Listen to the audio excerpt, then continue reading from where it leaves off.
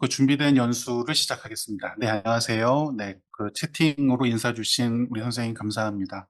저는 그 시마스 소프트웨어와 생활 그 교과서의 집필 책임을 맡은 제주대학교의 조정원입니다. 네, 뭐 저에 대한 간단한 소개를 드리면 그 제주대학 컴퓨터 교육과에서 예비 교사를 교육하면서 그렇게 좀 근무하고 있고요. 제주대학교 진행 소프트웨어 교육 연구소를 또 여기 뭐 관련된 그런 연구를 좀 진행을 하고 있고, 그 한국정보과학회와 컴퓨터교육학회에서 활동을 하고 있습니다. 그리고 교과서는 중학교의 인공지능 미래사회 교과서와 이번에 그 소프트웨어 생활 고등학교 교과서에 대한 집필 책임을 좀 맡고 이 교과서를 집필했습니다. 제가 오늘 말씀드릴 내용은 그 이 소프트웨어 생활이라고 하는 교과목이 어떤 교과목인지, 그리고 저희가 이 집필진이 뭐 어떤 생각을 좀 가지고 우리 교과서를 좀 만들었는지에 대한 그런 소개를 좀 드리려고 합니다. 자, 요런 지금 화면에서 보고 계신 내용들 최근에 좀 많이 들어보셨을 거예요. 2024년 2월 올해 초에 그 세계 정부 정상회의에서 그 엔비디아의 그 젠슨왕 대표가 이런 얘기를 해서 관련된 질문을 제가 굉장히 많이 받고 있습니다. 아마 여기 이 정보과에 대해서 그래도 좀 그 긍정적으로 많이 활동하고 계신 선생님들이 오늘 이 자리에도 좀 오셨을 거라고 생각을 하는데, 이 코딩 교육에 대해서 젠슨 왕이 나는 반대일세라고 하는 그런 얘기를 요 그 인터뷰에서 하면서 여러 가지 또 좀 논란이 되고 있는 것 같습니다. 네, 이 저 코딩 교육이라고 하는 용어로만 놓고 보면 사실 저도 개인적으로는 코딩 교육이라고 하는 표현을 좋아하진 않습니다. 그러니까 우리가 특정한 어떤 언어나 이런 프로그래밍 랭귀지 측면에서 그런 것들을 뭐 외우고 익히는 그런 교육들을 지향해 오고 있죠. 그래서 그런 측면에서 놓고 보면 이 젠슨 왕의 얘기를 우리가 한번 좀 음미해 볼 필요가 있을 것 같은데요. 특정한 어떤 기술적인 측면, 기능에 집중하는 또는 이 프로그래밍 랭귀지 측면에서의 어떤 문법에 집중하는 그런 교육들은 뭐 누구나 다 여기 계신 선생님들 모두 그 반대를 또 당연히 그렇게 하는 그런 부분일 거라고 생각이 되어지고요. 인터뷰 중에 이런 얘기를 이어가셨었습니다. 결국은 AI, 로봇들한테 무엇을 어떻게 명령할지가 훨씬 더 중요하다. 우리가 챗 GPT로 이렇게 이어지는 생성형 AI를 놓고 보면 이런 생성형 AI에 어떤 질문을 어떻게 하는지가 매우 중요하다. 뭐 프롬프트 엔지니어링 뭐 이런 얘기들을 좀 많이 하고 있는데요. 결국은 우리가 컴퓨팅을 문제 해결에 효과적으로 사용하는 경험들을 통해서 어떻게 또 무엇을 이런 그 명령들을 어떻게 할 것인지가 훨씬 더 중요한 부분이 되겠고요.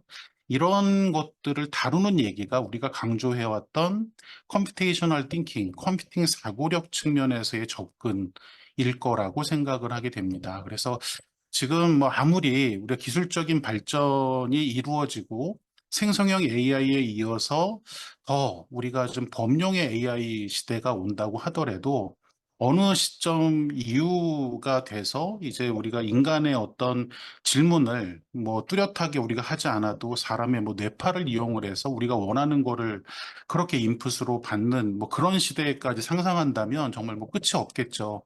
근데 어느 시점까지는 이런 컴퓨테이셔널 띵킹이라고 하는 이런 사고력이 충분히 갖춰진 분들이, 그런 학생들이 일반적인 문제 해결의 상황에서 그런 컴퓨팅을 굉장히 효과적으로 사용할 수 있는 그런 그 측면이 그 다른 사람들과 비교했을 때 훨씬 더 다른 사람들과의 어떤 협업 또는 경쟁 측면에서 앞서갈 수 있는 그런 부분이 될 거라고 생각이 좀 되어집니다. 뭐 소프트웨어 생활이라고 하는 그 교과목에 대한 말씀을 좀 드리기 전에 우리가 지금의 인공지능 시대, 뭐 나날이 새로운 생성형 AI와 관련된 서비스들이 쏟아지고 있습니다. 뭐 그런 하나하나에 집중하기보다 우리가 전통적으로 잘 알고 있던 내용들을 토대로 지금의 AI가 얼마나 발전하고 있는지를 좀 잠깐 말씀드리면요. 이 앨런 튜링 사진입니다. 이게 좀 이런 그 연수 시간에 제가 소개해 드릴 수 있는 그림이나 이런 자료들이 이 저작권 측면에서 좀 민감해서 좀 저작권에 문제가 없는 좀 그런 사진을 좀 구하다 보니까 좀 다소 오래된 그런 사진을 좀 제시해 드리는데요. 뭐 대수학자고 우리가 또 전산학 측면에서도 대전산 과학자라고 할 수 있는 이 앨런 튜링이 1950년 정도에 그 당시에도 인공지능이 한참 사회적인 그런 관심을 받고 그 당시의 기대에도 이제 곧 지능이 있는 이런 기계, 지능이 있는 컴퓨터들이 탄생이 되지 않겠느냐라고 하는 그런 사회적 기대를 그 당시에도 좀 받았었다고 합니다. 대략 70, 한 4, 5년 전쯤 되겠네요. 그때 기계가 지능이 있다라고 표현은 했지만 과연 어떤 게 지능이 있다고 얘기할 수 있을까라고 하는 부분에서 이제 여러 사람들의 그런 좀 논의들이 좀 있어 왔고요. 앨런 튜링이 제안한 지능이 있다 없다의 여부를 판별하는 하나의 기준이 오른쪽에 제시해 드린 것처럼 우리 튜링 테스트에 대한 거 우리 선생님들 뭐 이미 익히 다 알고 계신 부분이죠. 이 벽 너머에 지금 이제 여러분이 C라고 가정을 할 때 벽 너머에 있는 A와 B랑 채팅을 한 번씩 주고받는데 C라고 하는 우리가 A나 B가 어떤 게 사람이고 어떤 게 컴퓨터인지를 구분하지 못한다면 벽 너머에 있는 저 A가 우리가 지능을 갖고 있다라고 봐도 되지 않겠느냐라고 했던 게 튜링 테스트의 주요 내용입니다. 자, 그런 그 튜링 테스트라고 하는 것들이 몇십 년 동안 이어져 오다가 우리가 최초의 튜링 테스트에 대한 통과 사례로 많이 언론에서 좀 얘기됐던 게 유진 구스트만이라고 하는 요 사례였죠. 2014년쯤 됩니다. 영국의 리딩 대학이라는 데에서 그 우크라이나의 13살짜리 소년을 가정을 해서 이렇게 대화를 주고받고 대략 이 당시에 한 20, 30% 정도의 사람들이 이건 그 AI 뭐 컴퓨터가 아닌 사람인 것 같다라고 하는 그런 답을 좀 내면서 우리가 최초의 그런 튜링 테스트의 통과 사례로 이 연구를 진행했던 대학에서 주장을 좀 했었습니다. 뭐 그러나 13살짜리 소년을 가정해서 이렇게 약간 애매하게 테스트를 했던 거기 때문에 이 당시에 이게 튜링 테스트를 통과했다라고 그렇게 인정하기는 좀 어려울 것 같고요. 이 오른쪽 하단에 있는 그 부테린이라고 하는 분이 여기 그 글에 좀 올려놓은 부분이 미국 캘리포니아 대학에서 이 GPT를 가지고 튜링 테스트를 진행을 했는데 500여 명의 그 블라인드 테스트를 통해서 진행을 했더니 우리가 챗 GPT랑 대화하는 걸 보고 약 56%가 이런 GPT가 사람인 것 같다라고 답을 했다고 합니다. 그 연구 결과를 보면서 이 이더리움의 이 창립자죠, 이 부테린이 이제 이 GPT-4가 튜링 테스트를 통과했다고 볼 수 있겠다라고 하는 그런 발표를 했습니다. 자, 우측 상단에 보면 이런 기사들도 좀 재밌게 있더라고요. 챗 GPT가 튜링 테스트를 통과하지 못하는데 그 사유가 사람 같다라고 느끼는 것보다 훨씬 더 탁월한 답을 좀 내면서 오히려 이건 좀 오히려 사람 같지 않다라고 하는 게 부족해서가 아니라 너무 우수한 답을 내서 오히려 좀 사람 같지 않다라고 하는 뭐 그런 측면의 접근 때문에 GPT가 튜링 테스트를 통과하지 못했다라고 하는 뭐 그런 그 기사들도 좀 살펴볼 수 있었습니다. 뭐 이제는 튜링 테스트, 이 GPT 같은 걸 좀 두고 튜링 테스트가 크게 의미 없어지는 그런 시간들이 아닌가 합니다. 뭐 이런 만큼 우리가 초창기에 한 70여 년 전에 기계가 지능이 있는지에 대한 여부를 판단하기 위한 그런 그 과정 속에서의 이런 튜링 테스트가 생성형 AI, 챗 GPT, GPT-4로 그걸 필두로 지금 저희가 그 많이 그렇게 좀 접하고 있는 이런 생성형 AI들이 그런 우리가 만들었던 튜링 테스트를 좀 넘어서는 그런 결과를 좀 보이고 있기도 합니다.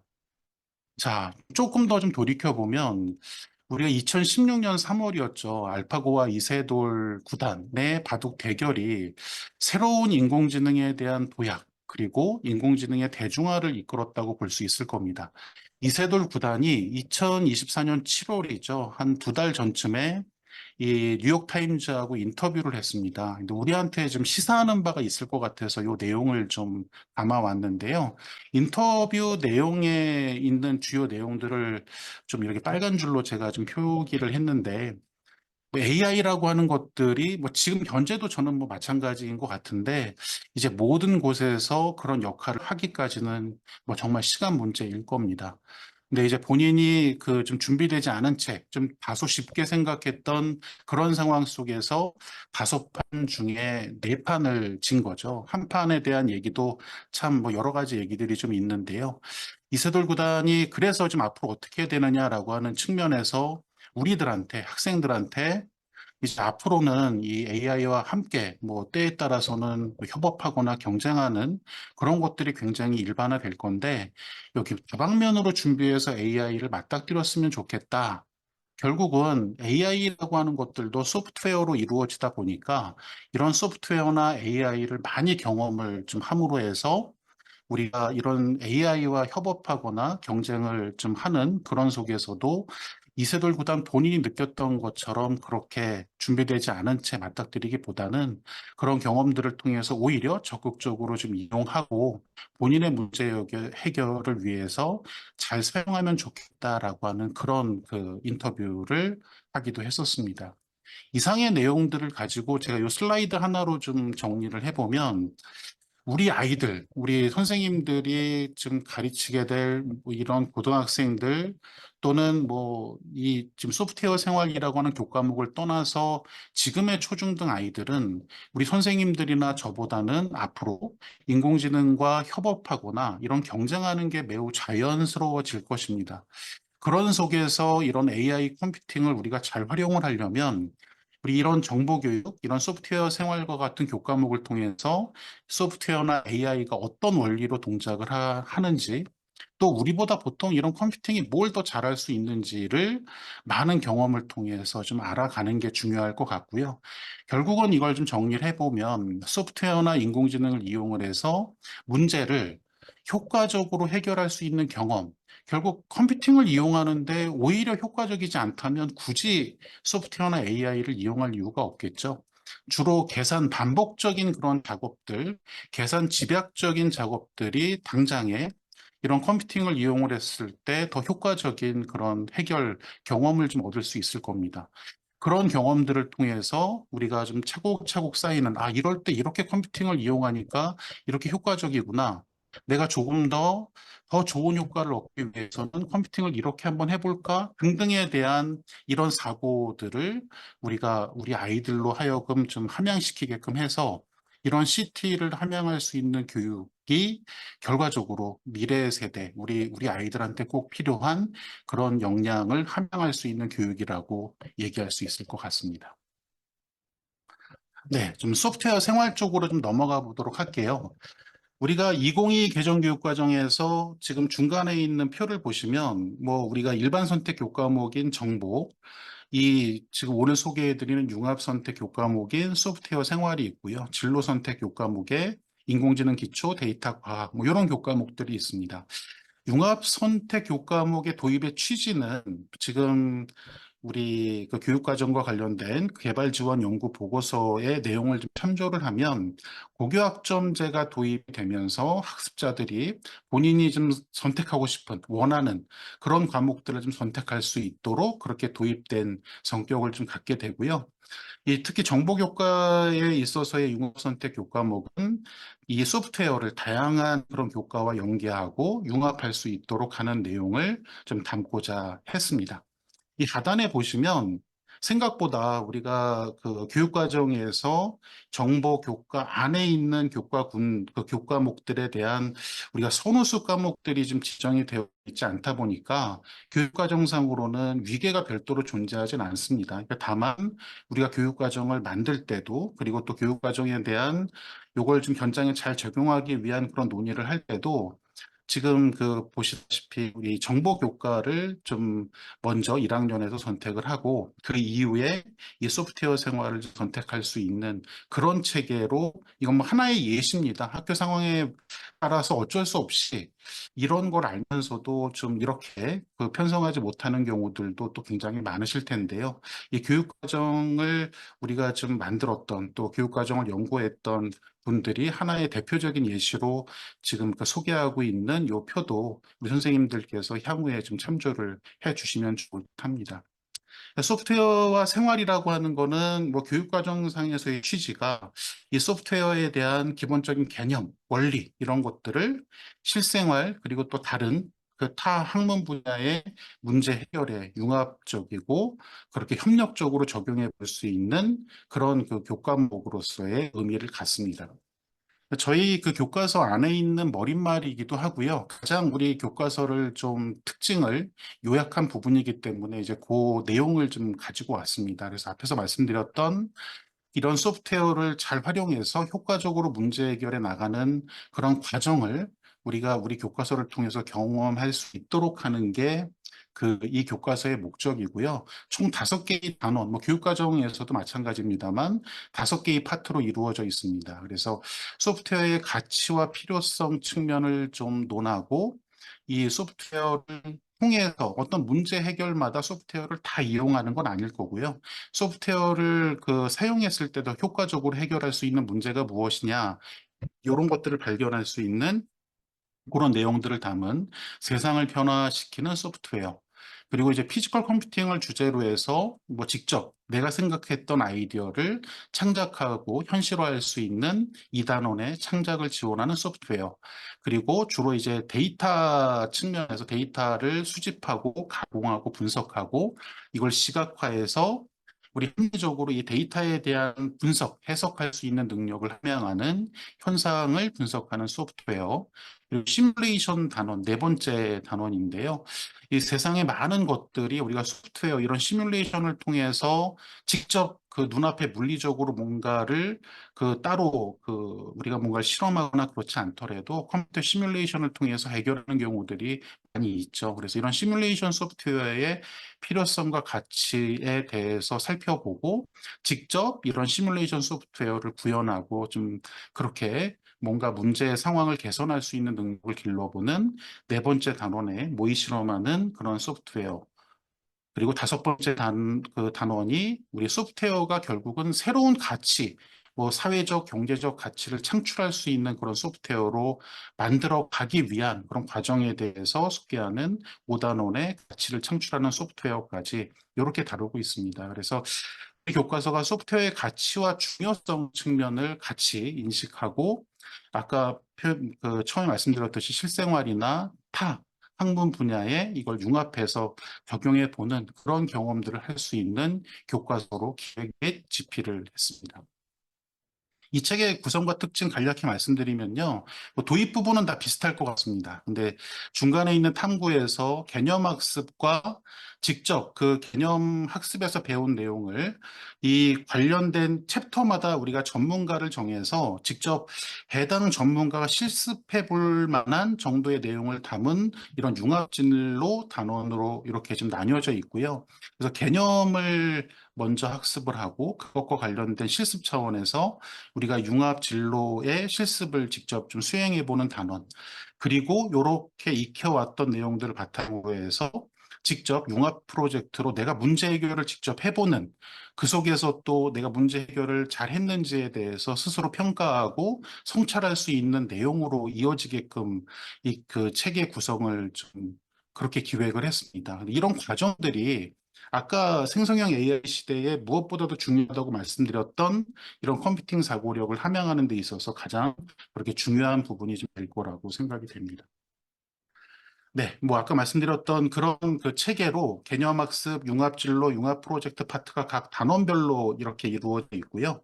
그렇게 각 단원이 구성되어져 있다라고 보시면 되겠습니다. 자, 요것도 저희 교과서의 특징인데요. 각 단원별로 융합 프로젝트가 이런 문제 해결의 단계를 거쳐 가도록 구성을 했습니다. 뭐 큰 구성적인 측면에서는 모든 그 단원들이 비슷하지만 문제 해결의 어떤 종류나 범위 이런 것들을 좀 두고 단계별로 문제 해결해 나가는 그런 주요 단계가 좀 약간 다를 수는 있습니다. 근데 제일 왼쪽에 있는 것처럼 문제를 탐색하고 정의하고 그 중에서 문제를 해결하기 위한 핵심 요소를 찾아내고 소프트웨어를 기획하고 그 기획한 소프트웨어를 공유하고 서로 평가하고 성찰하는 이런 과정을 통해서 CT를 함양할 수 있는 그런 접근으로 우리 교과서가 만들어져 있습니다. 뭐 좀 정리해보면 소프트웨어를 이용을 해서 문제 해결의 경험을 할 수 있는 그 교과가 소프트웨어 생활이고요. 그렇게 저희가 교과서를 만들었다고 볼 수 있겠고, 지금 오늘 1단원부터 2단원, 3단원, 4단원, 5단원, 1단원은 제외가 되겠네요. 2단원 이후에 2, 3, 4, 5단원의 디테일한 내용을 직접 집필하신 선생님께서 우리 선생님들한테 또 소개를 해 주실 겁니다. 뭐 그 내용은 좀 넘어가도록 하겠고요. 저희 교과서 집필진에 대한 좀 소개를 좀 드리고 싶은데, 저희가 이 집필진의 저자 수가 다른 교과서에 비해서 많습니다. 그래서 1단원부터 5단원까지 그 현직에 계신 선생님들께서 지금 그 보시는 명단처럼 각각 파트별로 집필을 하셨는데요. 우리 그 저를 포함해서 연구진 교수님들, 이영섭 교수님, 김한성 교수님, 조재춘 교수님까지 각 파트의 그 선생님들과 함께 전체 교과서에 대한 기획, 각 단원에서의 또 주요 내용에 대한 같은 그 고민과 검토들을 거쳐서 탄생한 게 우리 시마스에서의 소프트웨어 생활이라고 하는 교과서입니다. 그래서 이 하나하나에 대한 저희가 고민을 많은 단계로 거쳐왔기 때문에 우리 선생님들이 이런 소프트웨어를 우리 학생들한테 경험하는 데 있어서 좀 미리 저희가 좀 경험을 하고 고민을 하고 그렇게 좀 만들어진 교과서라고 좀 그렇게 소개를 해드릴 수가 있을 것 같습니다. AI 컴퓨팅, 생성형 AI 같은 것들이 정말 빠른 속도로 발전하고 있습니다. 그에 따라서 교육 패러다임도 계속 좀 변화를 우리 요구받고 있고 앞으로 그렇게 변화가 있을 거라고 생각이 되어지는데요. 이런 때일수록 지속 가능한 소프트웨어 교육, 지속 가능한 AI 교육이라고 하는 것은 CT 역량을 함양할 수 있는, CT 역량 함양을 강조하는 그런 소프트웨어 교육이어야 하겠습니다. 이제 그 목표를 가지고 저희가 이제 시마스와 함께 이런 소프트웨어와 생활 교과서를 좀 집필했고요. 네, 좀 시간이 여기까지 우리 그 소프트웨어 생활 교과서의 교육과정상의 특징과 우리 시마스에서 이 기획하고 집필한 우리 교과서의 특징에 대해서 좀 소개를 해드렸습니다. 뭐, 예, 잘 들어주셔서 감사하고요. 우리 김영주 선생님의 다음 연수로 바로 이어지겠습니다. 감사합니다. 네, 안녕하세요. 전 성남고등학교 교사 김영준이라고 합니다. 만나 뵙게 돼서 영광입니다. 네, 저는 2단원에 창작을 지원하는 소프트웨어를 맡았고요. 학생들과 가장 융합적이고 창의적이면서 기존에 이제 학생들이 좀 더 생소했던 직업을 함께 탐구할 수 있는 그런 방향이 될 것 같아가지고 이 부분을 처음에 맡았을 때는 저도 부담이 있었지만 정말 이걸 하면서 저도 몰입해서 재밌게 이렇게 집필을 했던 것 같습니다. 일단 저는 소프트웨어나 이런 쪽에 관심이 너무 많고 수업도 학생들과 인공지능 수업도 하고 피지컬 컴퓨팅 수업을 많이 하고 있어서 지금 이 창작을 지원하는 소프트웨어는 상호작용하는 이러한 소프트웨어 파트로서 피지컬 컴퓨팅을 주로 다루고 있습니다. 첫 번째 소단원으로는 미디어 아트와 피지컬 컴퓨팅, 이 두 번째 소단원으로는 스마트 헬스케어 기기 개발자라는 직업과 탐구할 수 있는 직업군을 탐구할 수 있는 그러한 내용으로 담겨져 있고요. 일단 아까 교수님께서 말씀하신 것처럼 1단계부터 5단계까지 학생들이 뭔가 디자인 싱킹처럼 어떤 문제 해결을 스스로 해 나갈 수 있는 그런 구조로 이렇게 교재를 만들게 되었습니다. 첫 번째 미디어 아트와 피지컬 컴퓨팅. 처음에 저도 되게 부담스러운 주제였는데 정말 학생들이 흥미를 갖고 실습을 참여할 수 있겠다라는 생각이 많이 들었습니다. 일단 학습 목표와 학습 요소로는 실생활 속 미디어 아트에 사용되고 있는 그러한 피지컬 컴퓨팅 도구가 무엇이 있을 것이고 그거를 어떻게 탐구를 통해서 작동을 하고 거기에 작동하기 위한 이런 센싱과 액추레이터는 어떤 것들이 있을까 그런 거를 탐구하면서 학생들이 직접 실습하는 그러한 파트라고 생각하시면 되겠습니다. 그러면 미디어 아트라는 내용이 사실상 요즘에 너무 많이 흔하게 존재하고 있는데요.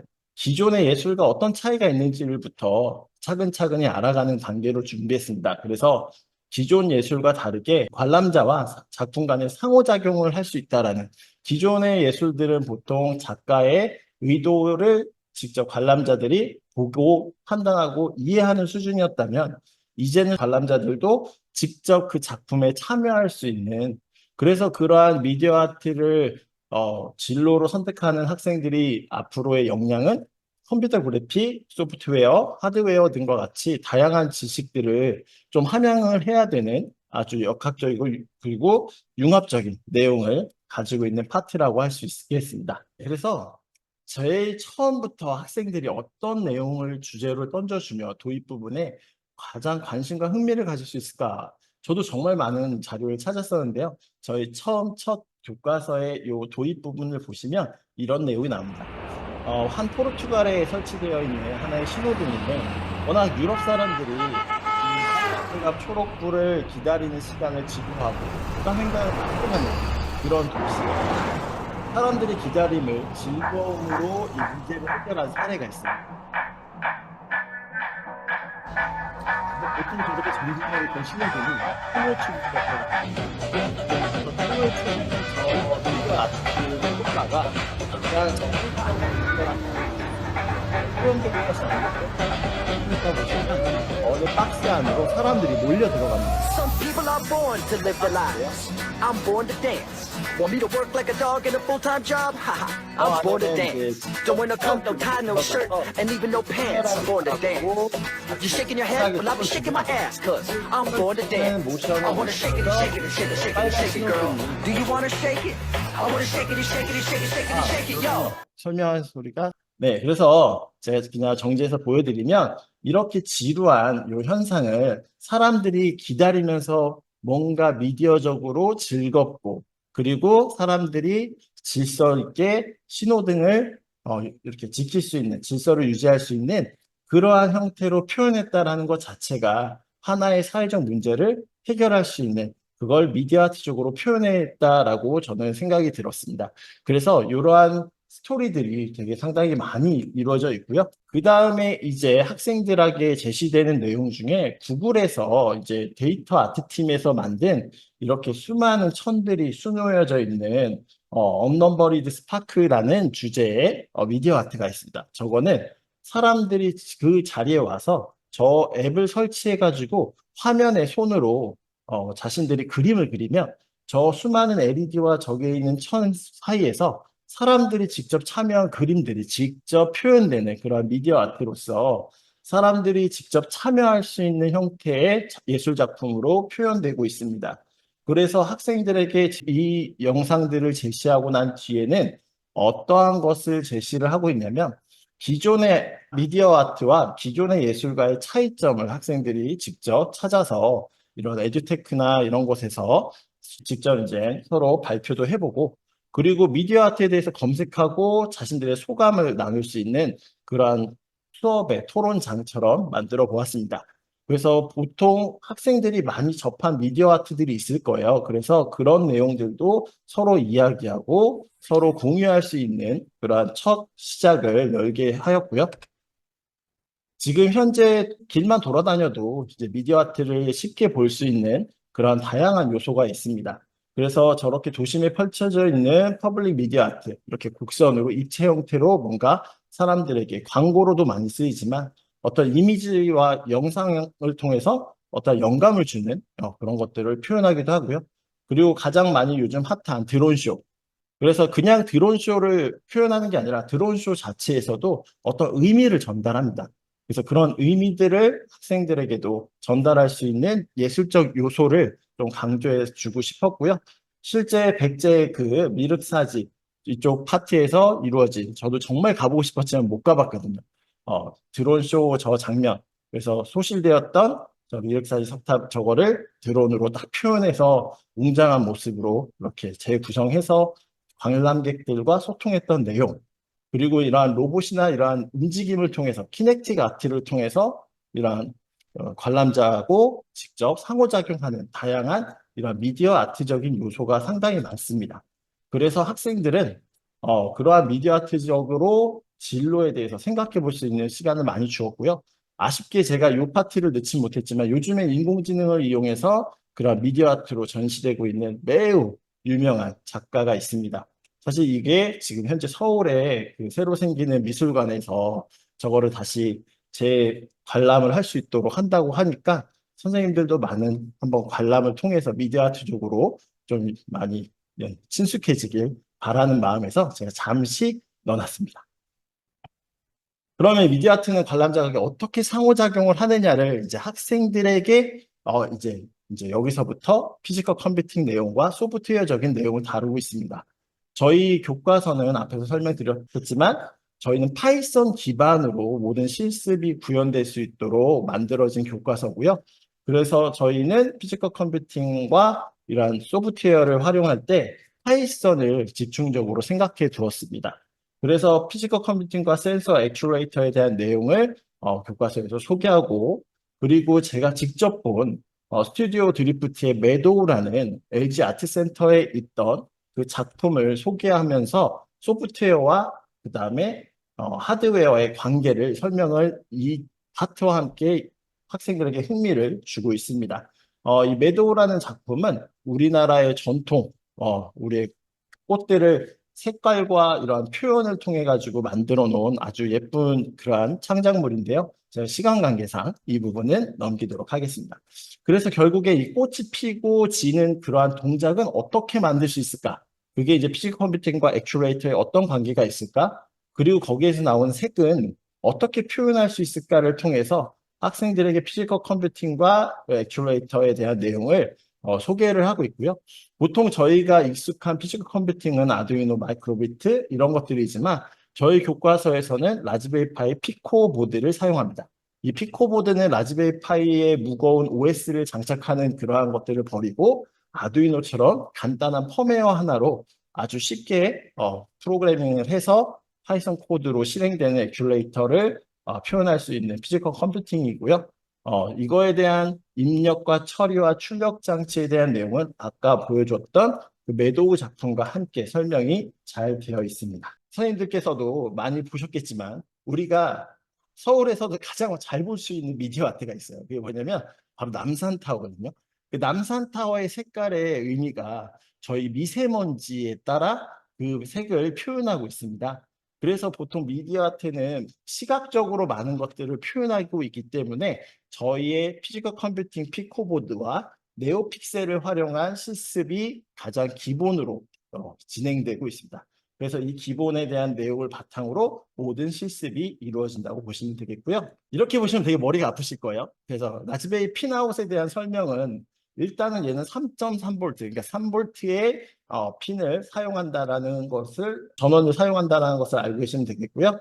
똑같이 모든 피지컬 컴퓨팅과 마찬가지로 디지털과 아날로그 핀을 혼용해서 사용하고 있습니다.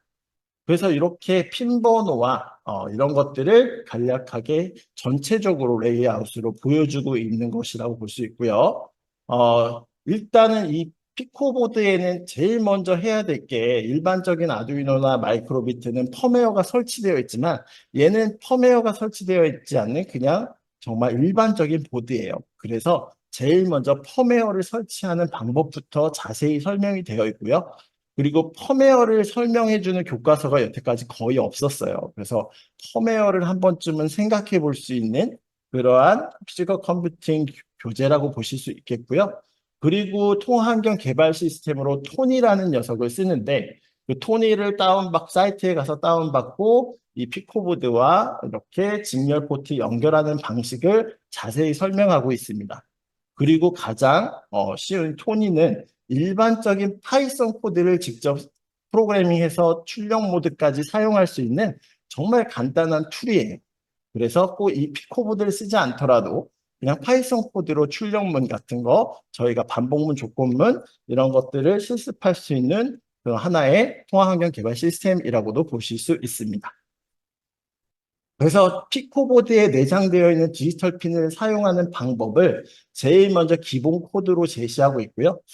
일단 아두이노나 이런 거와 다르게 얘네들은 하나의 코드가 전체가 비어 있어요. 어떤 함수로 지정된 게 아니라서 전체 YT로라는 무한반복 코드 안에서 저희가 실습 코드를 작성을 하고 가장 기본적으로 모듈과 이 피코보드에 대한 모듈을 사용하는 모듈과 그다음에 시간, 보통 이런 피지컬 컴퓨팅에서는 어떤 동작을 하고 그다음에 멈추고 할 때 딜레이라는 가장 중요한 명령어를 쓰거든요. 그래서 그런 딜레이 타임 슬립이라는 명령을 쓰기 위해서 타임이라는 클래스 모듈을 불러와서 이 두 가지의 기본적은 계속 사용되고 있어서 이 내용을 자세히 설명하고 이 내용으로 가장 간단한 실습을 합니다.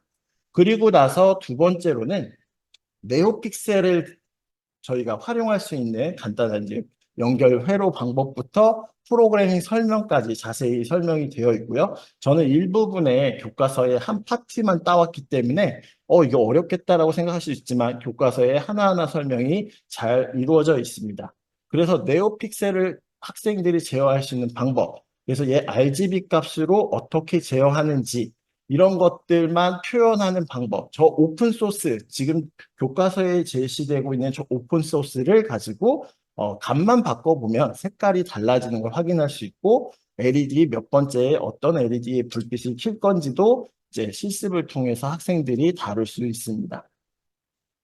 그리고 나서 이 피코보드 자체에도 내장 온도 센서가 있지만 온도 습도에 대한 내용을 좀 더 학생들이 자유롭게 쓸 수 있도록 가장 친숙한 온습도 센서를 연결해보는 그러한 실습이 넣어져 있는데요.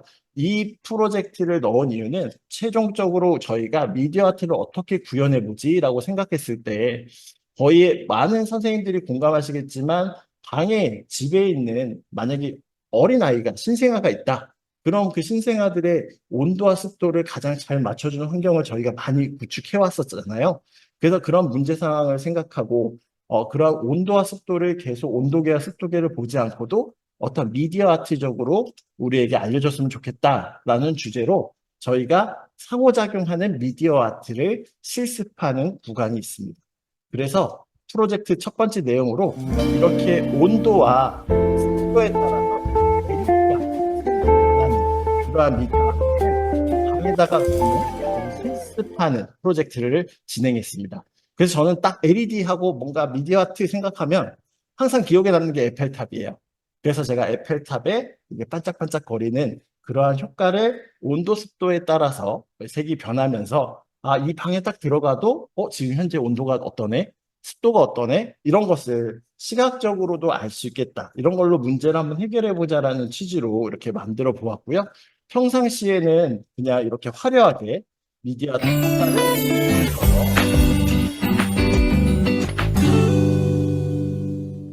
잠자기 전에 불을 딱 껐을 때 저렇게 뭔가 시각적인 효과를 통해서 저희에게 보여주는. 그래서 학생들이 자신만의 미디어 아트. 그래서 제가 수행평가를 하면서 좀 아쉬운 거는 그거였어요. 학생들이 만든 작품을 그냥 학교에서 딱 끝내고 처분을 하지 않고 저는 이런 것들을 만들어 학생들이 집에 가져갔으면 좋겠어요. 그래서 집에 가져가서 직접 자기가 만든 이러한 실습 프로젝트를 계속 보는 그런 것들을 좀 해보면 좋겠다라는 취지로 가장 돈이 들지 않는 실습 구조로 만들어 보았습니다. 그 다음에는 이제 학교의 환경에 따라 이런 피지컬 컴퓨팅을 사지 못할 수도 있어요. 그래서 워키라는 시뮬레이터를 통해 가지고 기본 네오픽셀 똑같이 앞에 있는 내용을 가지고 회로 연결과 어떻게 사용해서 이 네오픽셀을 어떻게 제어하는지에 대한 문제 제시가 있습니다. 그래서 시뮬레이터를 통해서 학생들과 선생님들이 또 이런 내용, 미디어 아트적인 내용을 직접 피코 보드를 사용하지 않고도 시뮬레이션으로 활용할 수 있도록 이렇게 안내되고 있고요.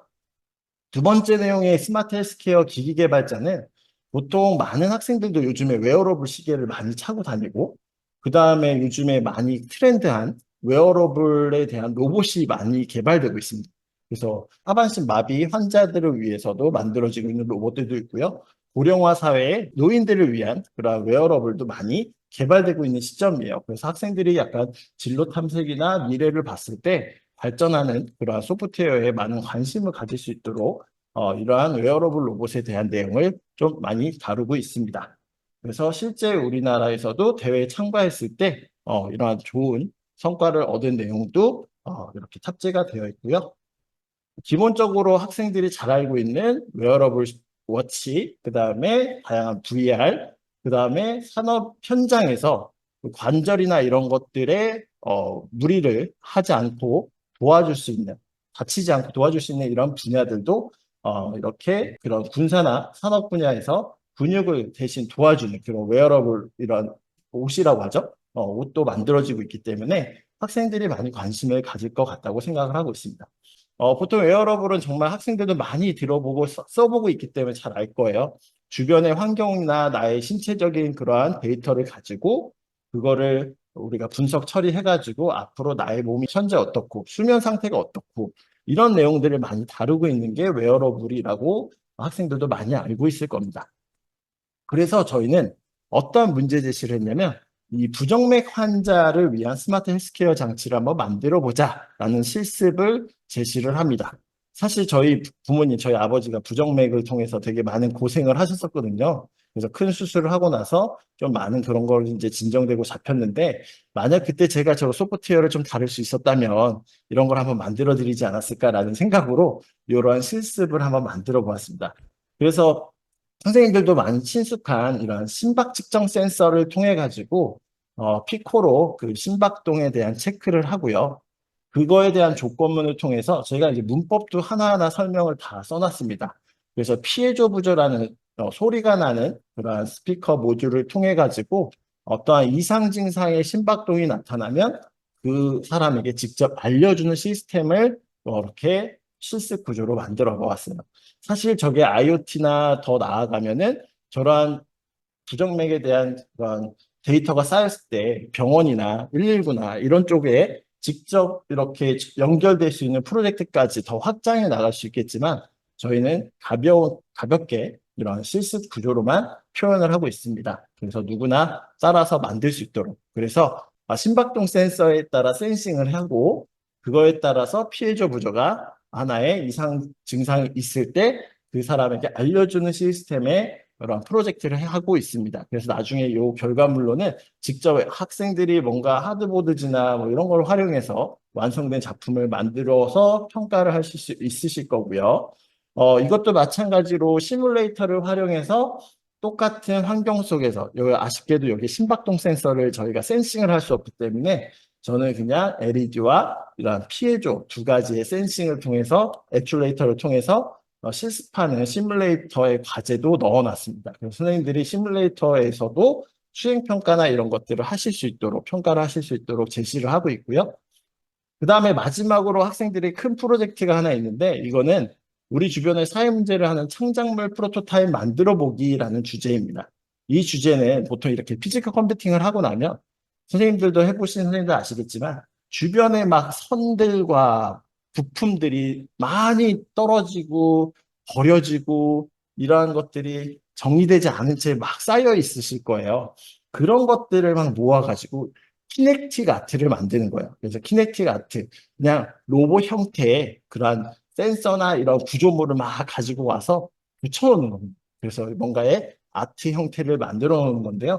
제가 한 가지의 하나의 문제 사항을 뭘로 제시했냐면 보통 어린아이들이 부모님이 막 요리하거나 이럴 때 밥솥이 있을 때 부모님이 잠깐 한눈판 사이에 어린아이들이 와서 그 뜨거운 거를 만져서 화상이 있는 문제가 있잖아요. 그래서 그런 열이나 위험한 부엌을 통과할 때 저런 키네틱 아트 로봇을 만들면 이런 초음파 센서를 통해서 그 어린아이가 딱 진입했을 때 저 LED와 피해조 무죠. 저희가 배웠던 내용이죠. 그 내용을 활용해서 빨간 LED가 깜빡거리면서 삐삐삐삐 알림을 알려주면 다른 부모님들이 다른 곳에 한눈 팔다가도 잠시 그 상황을 저희가 예방할 수 있지 않을까라는 이러한 프로젝트로 저런 것을 하나를 제시해 봤고요. 이렇게 준비하기 단계 문제 탐색 그리고 문제 정의, 아이디어 도출, 그다음에 프로토타입 제작, 그리고 공유 및 평가. 이 파트로 이제 네, 시뮬레이터는 설치형이 아니고요. 바로 그 사이트에 들어가면, 워키라는 사이트에 들어가면 바로 활용해 보실 수 있습니다. 그래서 설치형은 아닙니다. 그래서 제가 한 가지 이제 남아있는, 저도 이 교재를 쓰면서 남아있는 이런 센서, 이런 것들을 다 모아다가 저렇게 로봇 형태의 모습을 만들어 놨고, 초음파를 통해서 누군가가 다가왔을 때 저렇게 알람음을 만들어 놓는 형태의 예시를 하나 들어 놓았습니다. 그래서 이렇게 저희가 미디어 아트와 웨어러블 이 두 파트로 2단원에서 재밌게 피지컬 컴퓨팅과 함께 선생님들이 수업을 해보실 수 있도록 제가 마련해 보았고요. 제가 준비한 내용은 제 교재 2단원의 내용은 여기까지고요. 그 다음 3단원의 현상을 분석하는 소프트웨어에 구로고등학교의 정성원 선생님께서 또 설명을 해주시겠습니다. 감사합니다. 네, 안녕하세요. 저는 그 현상을 분석하는 소프트웨어, 그래서 3단원 데이터를 내 맘대로 시각화를 통한 쉽게 분석하기 부분을 설명드릴 구로고등학교 정보교사 정성은입니다. 반갑습니다. 선생님들, 이 그림을 보면 혹시 떠오르는 단어나 어떤 주제가 있으실까요? 네, 데이터 분석. 네, 맞습니다. 그래서 이 그림은 제가 생성형 인공지능 챗 GPT한테 분석, 무엇을 뭐 분석한다, 이런 키워드를 주고서 그림을 그려줘 라고 했을 때 나온 그림이에요. 그래서 네, 시각화. 맞죠? 그래서 뭔가 그래프를 그리고 무언가를 찾아보고 무언가를 연구해보는 이런 그림을 챗 GPT가 그려서 알려주더라고요. 그래서 이 분석한다라는 것은 어떤 주제, 상황, 문제 또는 데이터를 체계적으로 조사하고 평가해서 그 속에 있는 의미나 패턴을 파악하고 이해하는 과정을 의미합니다. 어, 이 3단원인 소프트웨어 생활의 3단원인 현상을 분석하는 소프트웨어 단원은 고등학교 학생들이 가장 선수 과목, 그러니까 위계는 없다고 하지만 가장 기본적으로 배우게 되는 정보 과목에 데이터 단원과 좀 관련이 있어요. 그래서 데이터를 수집하고 처리해서 시각화하는 이 데이터 분석 과정을 통해 다양한 사회 현상의 의미를 해석하는 과정을 배우는 단원이 바로 이 3단원이 되겠습니다.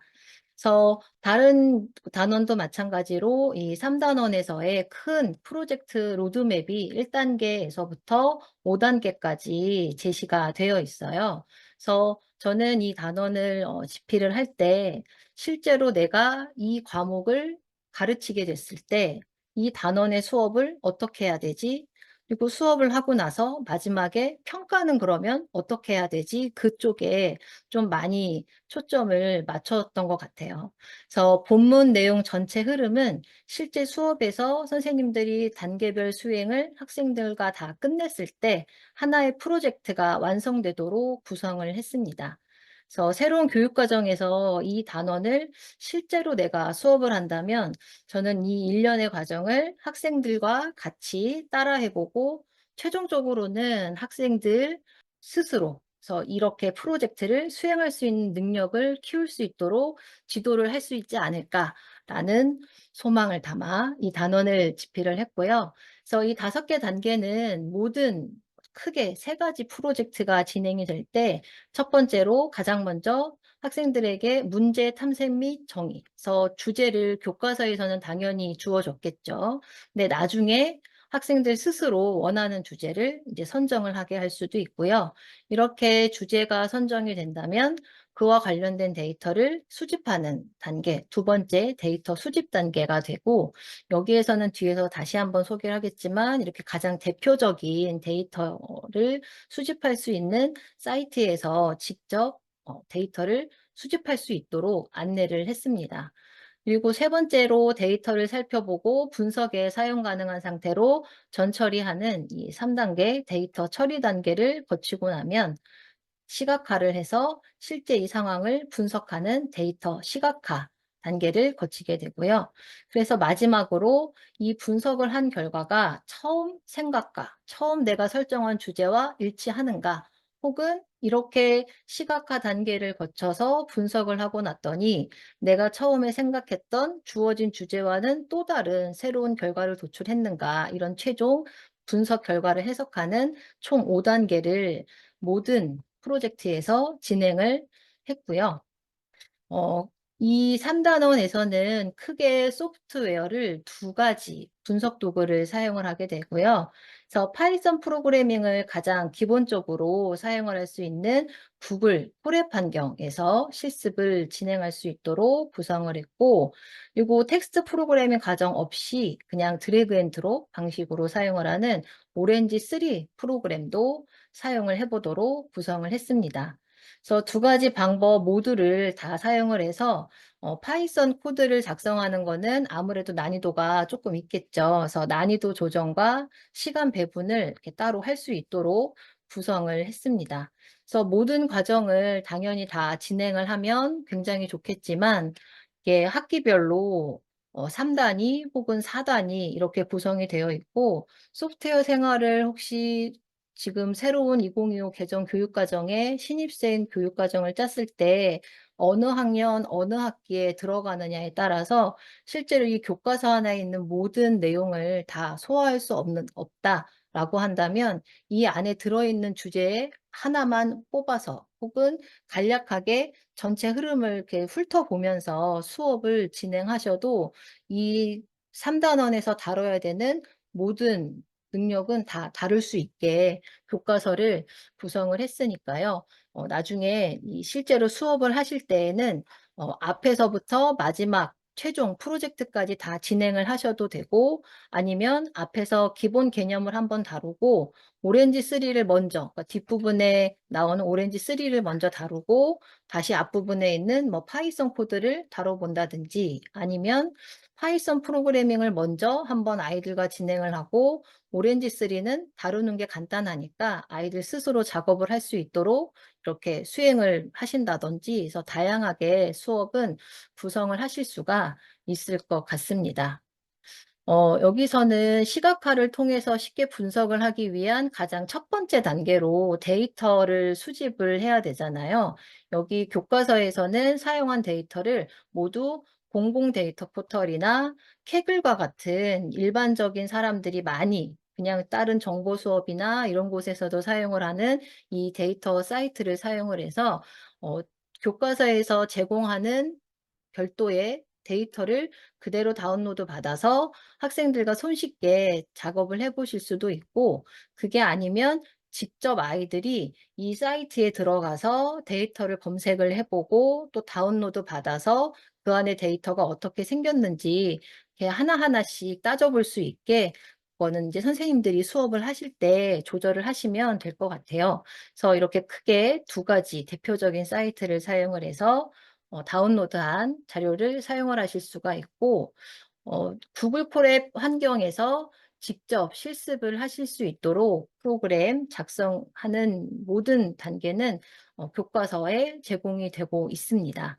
그래서 이 구글 콜앱 같은 경우는 아마 정보 수업을 파이썬 코드 작업을 하는 경우에 선생님들이 많이 사용을 해 보셨을 것 같아요. 그런데 혹시 콜앱이라고 하는 환경을 처음 사용을 해 보시는 선생님들도 한번 이 프로그램을 사용을 해 보시면 파이썬 프로그래밍을 온라인 환경만 잘 구축이 되어 있고 저 같은 경우는 실제 수업에서 어 구글 계정을 단체로 그냥 제가 메인 관리자 계정으로 만들어서 학생들을 다 구글 클래스룸에 할당을 시켜 놓고 이 구글 콜앱 연동을 해서 수업을 하면 최종 평가까지 끌고 가는데 굉장히 편하더라고요. 근데 요즘에는 이 구글 콜앱이 자동으로 이제 인공지능 기능이 접목이 돼서 코드를 자동으로 완성해 주고 그런 기능들이 있기는 하지만 그럼에도 불구하고 파이썬 프로그램을 사용을 해서 시각화 작업을 할 때 구글 콜앱이 굉장히 매력적인 사이트인 것 같아요. 그래서 수업에도 충분히 사용하실 수 있게 모든 코드를 다 교과서에 제공을 하고 있고 그리고 실습 코드를 다운로드 받아서 사용할 수 있게 제공을 하고 있습니다. 그래서 이 구글 콜앱 사용을 해서 파이썬 프로그램 작업을 하실 수 있게 진행을 하고요. 그리고 프로그램 코드 작업 없이 좀 더 손쉽게 작업을 할 때에는 이 오렌지 3라고 하는 프로그램을 사용을 해서 시각화하는 작업까지 이 교과서에서는 소개를 하고 있습니다. 그런데 실제로 인공지능 기초나 아니면 정보 같은 수업에서 이 오렌지 3로 실제 인공지능 모델 만드는 작업까지도 많이 하게 되는데요. 그래서 오렌지 3로 여기 이 현상을 분석하는 소프트웨어 단원에서는 시각화를 통해서 여기에서 보여지는 어떤 해석 결과가 실제로 내가 선정한 주제와 어떻게 연결이 되는지 학생들이 충분히 이 과정을 통해서 최종 결과까지 프로젝트를 완성하는데 무리가 없도록 교과서에 내용이 나와 있으니까요. 선생님들이 한번 살펴보시면 될 것 같습니다. 그래서 오렌지 3에는 처음에 설치했을 때 기본 기능 말고도 추가 기능을 설치를 하면 뭐 지도, GEO 같은 이런 기능을 사용을 해서 시각화를 굉장히 다양하게 할 수 있어서 교과서 부록이나 이런 데에서도 이 기본적인 예제 말고도 다른 다양한 예제를 사용을 하실 수가 있을 것 같습니다. 데이터 분석 주제는 교과서에서 크게 세 가지 주제를 사용을 했습니다. 그래서 첫 번째로는 기온 데이터를 사용하는 프로젝트를 한번 진행을 하고요. 그리고 스포츠 데이터를 사용을 해서 좀 더 쉽게 얘는 오렌지 프로그램을 가지고 시각화 작업을 해서 분석하는 결과를 알 수가 있고, 마지막으로 인구 데이터를 사용을 해서 최종 프로젝트, 융합 프로젝트를 다룰 수 있게, 그러니까 이처럼 다양한 분야에서 빅데이터를 활용해서 현상을 분석하고 해석하는 과정을 통해 다양한 인사이트를 얻을 수 있다라는 것들을 학생들이 직접 이렇게 실습을 통해서 알 수 있도록 교과서 내용이 구성이 되어 있습니다. 그래서 전체적인 흐름은 처음 시작 부분에 일단 개념 학습을 한번 하게 돼요. 그래서 이 교과서 앞부분에 오렌지 3 프로그램이 더 쉬운 거는 사실이지만 처음 앞부분은 일단 파이썬 프로그램으로 기온 데이터를 사용을 해서 정형 데이터와 비정형 데이터를 다 다루는 큰 첫 번째 소단원이지만 그 안에 기온 데이터를 사용을 해서 두 가지 실습을 진행할 수 있도록 구성을 했습니다. 그래서 정형 데이터를 사용을 해서 기온 데이터를 시각화하는 그래프를 그려서 다양한 온도 변화 이런 것들을 알아볼 수 있는 실습을 한번 진행을 하고요. 그리고 비정형 데이터를 사용을 해서 워드 클라우드 작업을 구글 콜앱에서 파이썬 코드로 작업을 할 수 있도록 이렇게 구성을 했습니다. 그리고 두 번째 단원의 융합진로에서 스포츠 데이터를 사용을 해서 오렌지 3 프로그램으로 융합진로 실습을 진행을 하게 되는데요.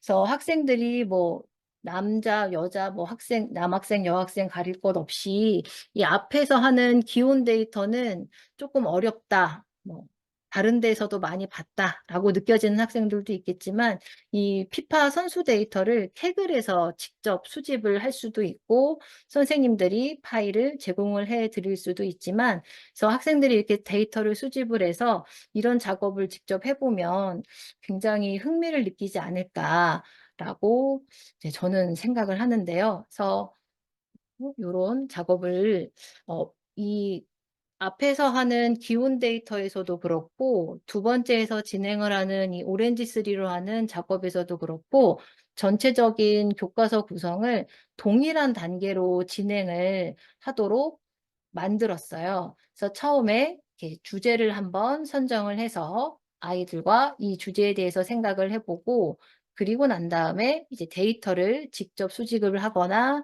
아니면 시간이 조금 부족하다, 실습 시간이 부족하다라고 한다면 요 수집 단계에서 학생들에게 직접 선생님들이 데이터를 제공을 해주시면 조금 진도를 좀 빠르게 나가실 수도 있을 것 같습니다. 그리고 데이터를 처리하는 단계, 그리고 데이터를 시각화하는 단계에서 이 구글 콜앱에서 기온 데이터를 정형 데이터를 사용을 한다면 이렇게 다양한 그래프를 그려가면서 이 상황을 해석을 해볼 수가 있을 거고요. 워드 클라우드에서는 비정형 데이터, 텍스트 데이터를 사용을 해서 이거를 워드 클라우드 시각화를 통해서 이 결과를 알아볼 수가 있고 그래서 최종적으로 분석 결과를 해석하는 마지막 단계까지 이렇게 총 5단계의 과정을 기온 데이터, 정형 데이터로 한번 실습을 하고 그리고 기온 데이터에 비정형 데이터를 가지고 한번 학습을 하고 그리고 오렌지 프로그램에서 스포츠 데이터를 가지고 한번 이렇게 진행을 하게 되면 학생들이 이 데이터를 사용을 해서 시각화를 통한 뭔가 현상을 분석하는 작업은 충분히 익힐 수 있을 것 같고요. 그 수행평가, 우리는 또 이 과목이 저 같은 경우는 수업을 할 때 최종적으로는 그래서 학생들을 어떻게 평가하는가도 무시할 수 없는 부분인 것 같아서 이 중간중간에 선생님들이 아이들을 제대로 따라오고 있는가 중간중간 이렇게 확인을 하실 수 있게 이런 중간중간 단계를 집어넣어서 모든 과정을 프로젝트 진행형으로 앞에서 제시한 로드맵 순서에 따라 실습할 수 있도록 구성을 했습니다. 그리고 각 소단원의 가장 마지막 부분에 마무리 활동을 기후 데이터 시각화 활동을 정리할 수 있도록 한번 제시를 했고요. 그리고 오렌지에서 다룬 스포츠 데이터로 나만의 축구팀 만들기라고 하는 이런 융합진로 마무리 단계를 제시를 해서 앞에서 그냥 실습을 쭉 따라하고 나면 거기서 나온 최종 결과를 뭐 조별로 혹은 개인별로 마지막 활동을 정리를 하면서 수업이 어떻게 진행됐는지 최종 평가까지 다뤄볼 수 있게 구성을 했습니다. 그래서 마지막 융합 프로젝트에서는 인구 데이터를 사용을 해서 앞에서 했던 과정을 그대로 따라하기만 하면 최종 결과를 나타낼 수 있게 구성을 했는데요. 인구 데이터를 사용하는 융합 프로젝트는 데이터를 찾아서 파이썬 코드로 일정 부분을 사용을 하면 충분히 아이들 스스로 결과를 만들어낼 수 있는 프로젝트여서 교과서에 있는 코드만 잘 사용을 하고 데이터의 종류만 아이들이 어떻게 선정을 하느냐에 따라 최종 결과를 만들어낼 수가 있을 것 같아서 선생님들이 아이들한테 가이드라인을 따로 별도로 지정을 해주지 않으셔도 스스로 하는 작업은 충분히 완성할 수 있도록 구성이 되었습니다. 그래서 3단원은 이렇게 주제와 관련된 데이터를 직접 찾아서 시각화해보는 과정을 통해 현재 상황을 분석하고 과거를 또 되돌아볼 수 있고 미래를 내다보는 통찰력을 얻을 수 있는 단원이에요. 그래서 다른 실습하는 단원과 정보 수업이나 혹은 인공지능 분야에서 이런 데이터와 관련된 작업이 특히 이 소프트웨어 생활은 융합 진로 과목이어서 주제 선정만 아이들이 본인이 관심 있는 곳에서 데이터를 찾아서 주제 선정을 하면 그와 관련된 데이터를 직접 찾아보고 처리하고 시각화를 통한 최종 결과를 다른 아이들과 토론을 해보는 과정으로도 저는 진행을 해볼 수가 있을 것 같아서 시각화를 통하면 데이터를 다루는 것이 결코 어려운 것이 아니고 복잡한 정보를 명확하게 전달하고 인사이트를 도출하는데 매우 유용하게 쓰일 수 있다.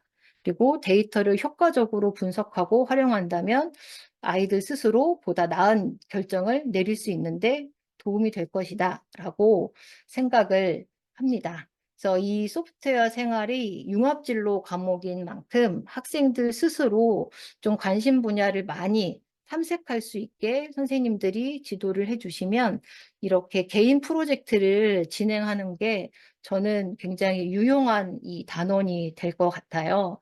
그래서 혹시 저는 선생님들께 그래서 이 3단원을 수업을 하실 때 포랩과 오렌지3 프로그램만으로 충분히 시각화를 통해서 데이터를 다루는데 무리가 없을 것으로 예상이 되고요. 혹시 저에게 지금 할당된 시간이 조금 남아서 질문을 저는 좀 받아보고 싶어요. 선생님들이 소프트웨어와 생활이라고 하는 과목이 실제로 만들어져서 수업을 해야 한다고 하는데 굉장히 걱정을 많이 하시는 것 같더라고요. 그래서 저는 이 3단원을 기준으로 선생님들이 어떤 거를 좀 걱정하시는지 얘기를 좀 들어보고 싶어서 채팅창에 질문을 좀 남겨주시면 제가 한 5분 정도 선생님들의 얘기를 들어보고 싶습니다. 그래서 혹시 궁금한 거 있으실까요?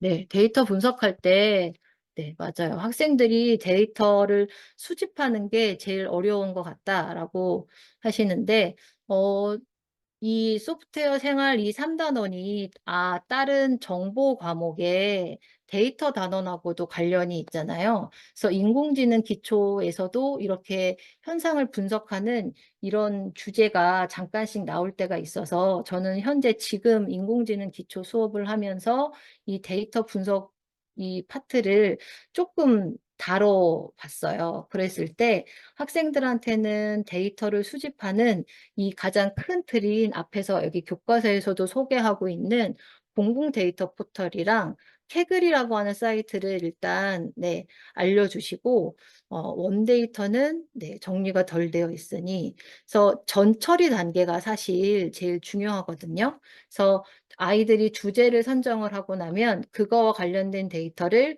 일단 찾았을 때 일단 오렌지 3를 먼저 아이들과 사용을 해보시면 오렌지 3에서는 이 데이터를 가지고 와서 사용을 할 때 전처리가 어느 정도는 기본적으로 돼서 들어가게 돼요.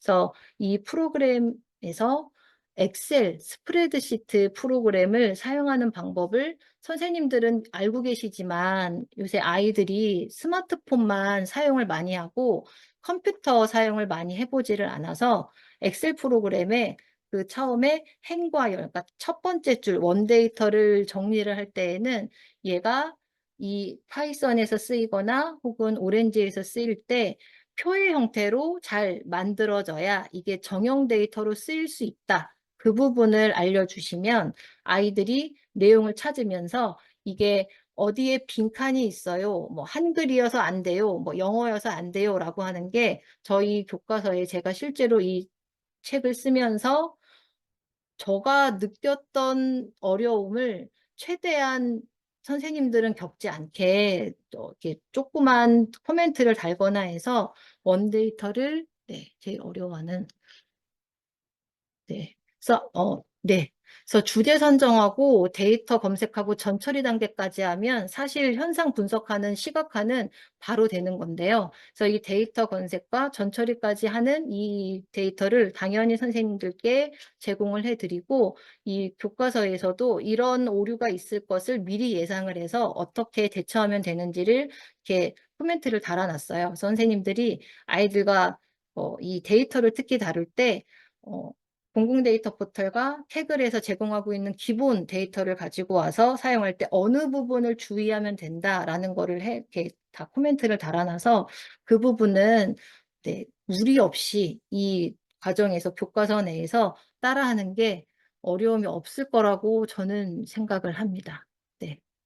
그래서 데이터를 처리하는 게 처음에 시작은 어렵지만 이게 몇 번만 시행착오를 겪고 나면 아이들도 그거는 굉장히 잘 따라올 수가 있어요. 그래서 처음에 이 앞에 시작을 개념학습을 파이썬부터 시작을 안 하시고 뒷부분에 있는 오렌지를 먼저 한번 다루고 그리고 앞으로 와서 사용을 하시는 것도 좋을 것 같습니다. 그래서 관련 코드랑 이런 주의사항이랑 이런 것들이 다 기본적으로 제공을 해 드릴 거여서 선생님들이 무리 없이 이 교과서 안에 있는 내용만으로도 학생들과 충분히 수업을 진행하실 수 있을 것 같습니다. 네. 그래서 이상 저 3단원 설명을 마치고요. 그래서 4단원 모의 실험하는 소프트웨어 설명하실 이혜림 선생님을 소개하겠습니다. 설명 들어주셔서 감사합니다. 네, 안녕하세요. 한 번에 이해하는 고등학교 소프트웨어 생활 4단원 모의 실험하는 소프트웨어를 맡은 부안중학교 교사 이혜림입니다. 반갑습니다. 네, 먼저 저는 이 시뮬레이션이라는 단원을 교육과정에 처음 들어오는 거기 때문에 교사와 학생 모두 좀 생소할 거라는 생각이 들었어요. 그런데 가장 쉽고 재미있고 무겁지 않게 좀 프로젝트형으로 생기부도 풍부하게 쓰면서 좀 이 수업 시간이 뭔가 스트레스 받기보다는 정말 실생활 문제를 소프트웨어로 해결하는 경험을 재미있게 하기 위해서 어떻게 할까 생각을 해보았는데 일단 시중에 나와 있는 시뮬레이션 관련 책이나 논문, 또 외국 서적들을 좀 많이 읽고, 제가 먼저 이 시뮬레이션에 대해서 좀 공부를 하고, 한 1년 정도는 계속 시뮬레이션을 꾸준히 자료를 찾아봤던 것 같아요. 그래서 먼저 교육 과정을 보시면, 시뮬레이션은 모의 실험하는 소프트웨어로 핵심 아이디어가 두 가지가 있는데, 우리 주변의 어떤 복잡한 문제나 현상의 원리를 탐구하고 개념을 이해하는 하나의 도구라는 설명이 있고요. 또 학생들이 소프트웨어 시뮬레이션을 통해서 불가능한 대상, 그러니까 실제로는 이렇게 실험해보기 어려운 것을 컴퓨터 안에서 모의적으로 실행하는 것이 핵심 아이디어로 교육과정에 나와 있습니다. 그래서 교과서의 구성 크게 두 단계로 나와 있는데요. 먼저 첫 번째 이 단원은 개념학습 단원이에요. 그래서 시뮬레이션이 어떤 거고 이것을 활용해서 어떤 문제들을 해결할 수 있는지, 그래서 지식, 이해, 가치, 태도, 시뮬레이션의 가치를 인식하고 이게 뭔지, 그리고 이 활용 분야가 얼마나 다양하고 또 이것을 활용하여 우리가 어떤 문제를 해결할 수 있는지, 이런 성취 기준의 1, 2를 단원, 소단원 1에서 담고 있습니다. 그래서 이 개념학습은 좀 그 형성평가나 지표평가에서 평가를 하기에 좀 더 좋은 방향이고요. 두 번째 단원은 이제 융합진로로 사회현상 분석가라고 해서 학생들이 프로젝트를 통해서 시뮬레이션 모델을 직접 구상하고 또 소프트웨어로 구현하고 그것을 공유하고 성찰하고 이런 프로젝트의 과정이 있어요. 저는 중학교에 근무하고 있는데 제가 이 프로젝트를 학생들과 함께 해봤거든요. 중학교 학생인데도 이 순서대로 한번 해봤는데 중학교 학생들도 어렵지 않게 잘 따라왔던 것 같아요.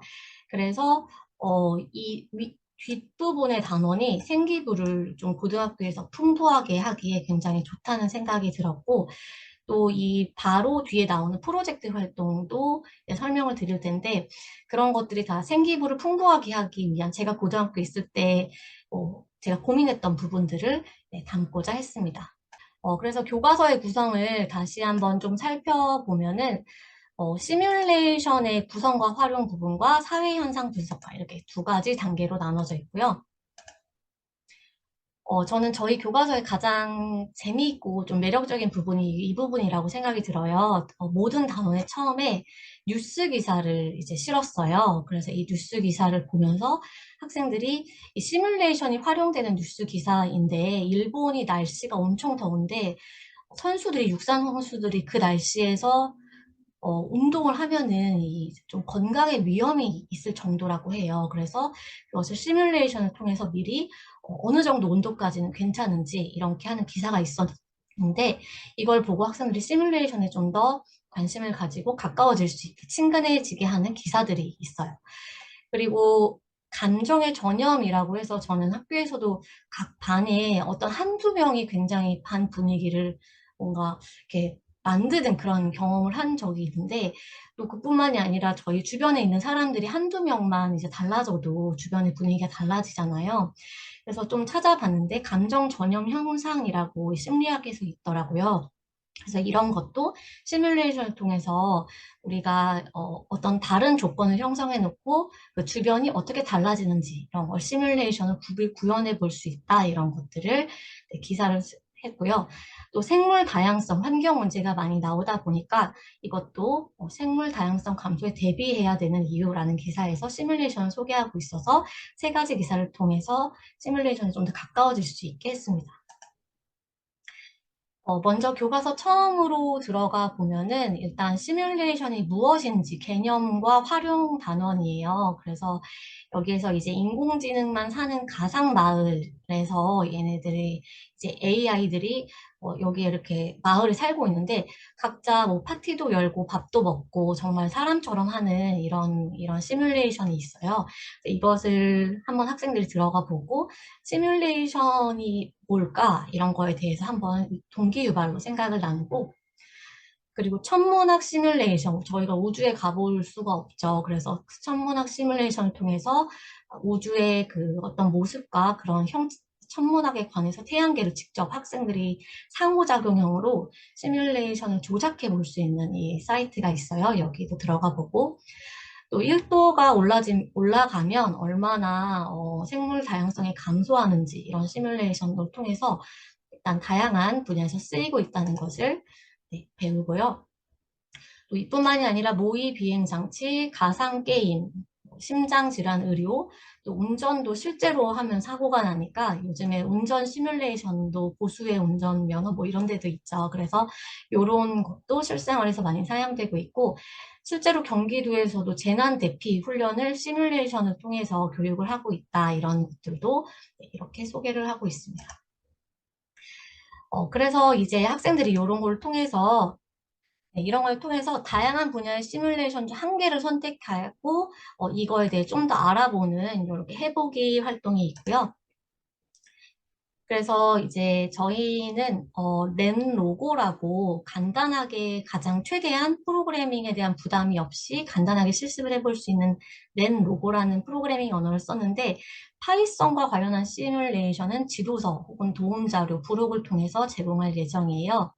그래서 여기 랜 로고 사이트에 들어가서 학생들이 화제가 얼마나 빨리 이제 확산이 되든지 혹은 여기에 있는 다양한 예제 중에서 자신의 관심 분야에 있는 것을 시뮬레이션을 실행을 해보고 약간 넷로고와 친근해지는 이런 좀 가지고 한 10분, 20분 정도는 넷로고에 들어가서 이런 거 저런 거 조작해보는 이런 단계가 필요할 것 같아요. 처음 해보는 사이트이기 때문에 학생들이 들어가서 다양한 예제를 직접 실행해보는 게 이 단계라고 할 수 있습니다. 그리고 이제 시뮬레이션 모델이라는 교육 과정에 그 학습 요소가 있는데 이 시뮬레이션 모델로 어떻게 현실을 예측할까? 결국에는 이게 있는 이유가 현실의 문제를 해결하는 데 도움을 받으려고 하는데 현실의 문제를 좀 잘 예측해야 되는 거니까 어떡할까라는 이제 질문으로 해서 학생들이 요즘 몸에도 좀 관심이 많아지더라고요. 그래서 근육 발달이 잘 이루어지는 조건을 찾아보자 해서 우리의 목표는 근육을 효율적으로 이제 발달시키는 거인데 여기 근육 발달 시뮬레이션이 있어요. 여기서 학생들이 조건을 조작하면서 운동 강도를 세게 해보거나 수면 시간 또는 운동 사이에 쉬는 시간 등을 각자 조절해서 이제 런을 하면은 이 근육들이 어떻게 지금 파괴되는지 건강하게 자라고 있는지가 그래프로 나타나게 돼요. 그래서 이걸 보고 학생들이 밑에 시뮬레이션을 활용해서 내가 운동 강도는 몇, 수면 시간은 몇, 운동장 시간 몇으로 했을 때 근육이 가장 잘 발달하던지 이런 것들을 한번 실행해보는 활동이 있습니다. 그리고 시뮬레이션 모델은 결국 문제를 정의하고 그 문제에서 핵심 요소를 추출하고 개념적 모델링을 통해서 어떤 요소가 이 근육 발달에 좀 영향을 미칠까를 자료 수집을 해서 그 수면 시간, 운동 강도, 뭐 이런 핵심 요소를 추출한 다음에 그것을 파라미터로 설정해서 그것을 사용자가 조절하게 하고 그 조절에 따라서 출력값이 다르게 나오는 이 일련의 과정으로 이루어진다는 것을 학생들이 이해할 수 있도록 이렇게 했고요. 그래서 1단원의 마지막은 시뮬레이션 모델을 구상하기인데 나의 관심 분야를 적고 그 분야에서 시뮬레이션이 활용된다면 어떻게 활용될 수 있을지 또 그것이 필요한 이유 이런 것들의 화면을 구성해보고 좀 상상해보고 어떤 기능이 있으면 좋을지를 이렇게 그려보고 시뮬레이션이 어떻게 도움을 줄 수 있을지 기능들을 설계해보고 학생들과 그냥 가볍게 토의해보는 것으로 마무리가 됩니다. 저희 교과서가 처음에는 개념학습 시뮬레이션이 뭔지 알아야 되고 이것이 다양하게 활용된다는 가치를 인식하고 다양한 활용 분야를 이야기할 수 있고 또 구상하는 것까지 이렇게 했다면 이제 두 번째 단원은 실제로 소프트웨어로 시뮬레이션을 구현하는 단계예요. 그래서 사회현상 분석가라고 했는데 저는 이 단원을 통해서 이 단원을 통해서 학생들이 주변의 자연현상 혹은 사회현상 이런 거에 대해 관심을 갖고 그것을 탐구할 때 시뮬레이션을 활용할 수 있었으면 좋겠다 이런 생각을 했고요. 그래서 교과서를 쓸 때 지금 나오는 활동 말고 개미들이 이렇게 줄지어 가는 걸 본 적이 있거든요. 뭐 이렇게 꼭 줄지어서 먹이를 찾아가는 걸 보고 왜 개미들은 한 줄로 가지? 이런 생각을 한 적이 있는데 그것을 시뮬레이션으로 구현하는 것도 예제로 만들었었고 또 교통체증이 항상 일어나잖아요. 근데 그러면 제일 앞차는 도대체 뭐 하고 있는 거지? 이런 생각을 한 적이 있는데 교통체증을 유발하는 원인은 뭐가 있을까 해서 교통체증을 완화하는 그런 시뮬레이션도 네, 어, 여러 가지 했었는데 이런 것들은 이제 도움 자료나 부록으로 실어놓고 2단계에서 할 이제 활동은 학생들이 좀 가장 쉽고 재미있고 좀 편하게 이렇게 또 토의할 수 있는 도구로서 활용됐으면 좋겠다 해서 좀 가벼운 주제를 선정했습니다. 여기 소프트웨어로 들여다보기 이제 들어가기 여기 부분은 이거 제가 좀 좋아하는 그 사이트의 내용이었는데요. 여기에 뭘 넣을까 좀 고민을 하다가 결국에 이걸로 넣었는데 사람들이 어떻게 하다 보면은 이렇게 분리 현상이 일어나는 거예요. 학교에서도 그렇고 사람들이 사는 사회에서는 꼭 분리 현상이 자연스럽게 일어난다는 거죠. 지역, 경상도, 전라도 이런 것도 그렇고 꼭 뭐 중국인들은 차이나타운에 모여 살기도 하고 그래서 이 초기 균형 상태에서 여기 그 경제학자 토마스 셀릭이라는 사람의 분리 모델이라는 이 큰 상을 받은 이 시뮬레이션 모델이 있는데 자기가 어떤 선호하는 정도에 따라서 이사를 가는 것을 무한 반복하면 결국 이렇게 분리가 일어나는 이 사이트가 있어요.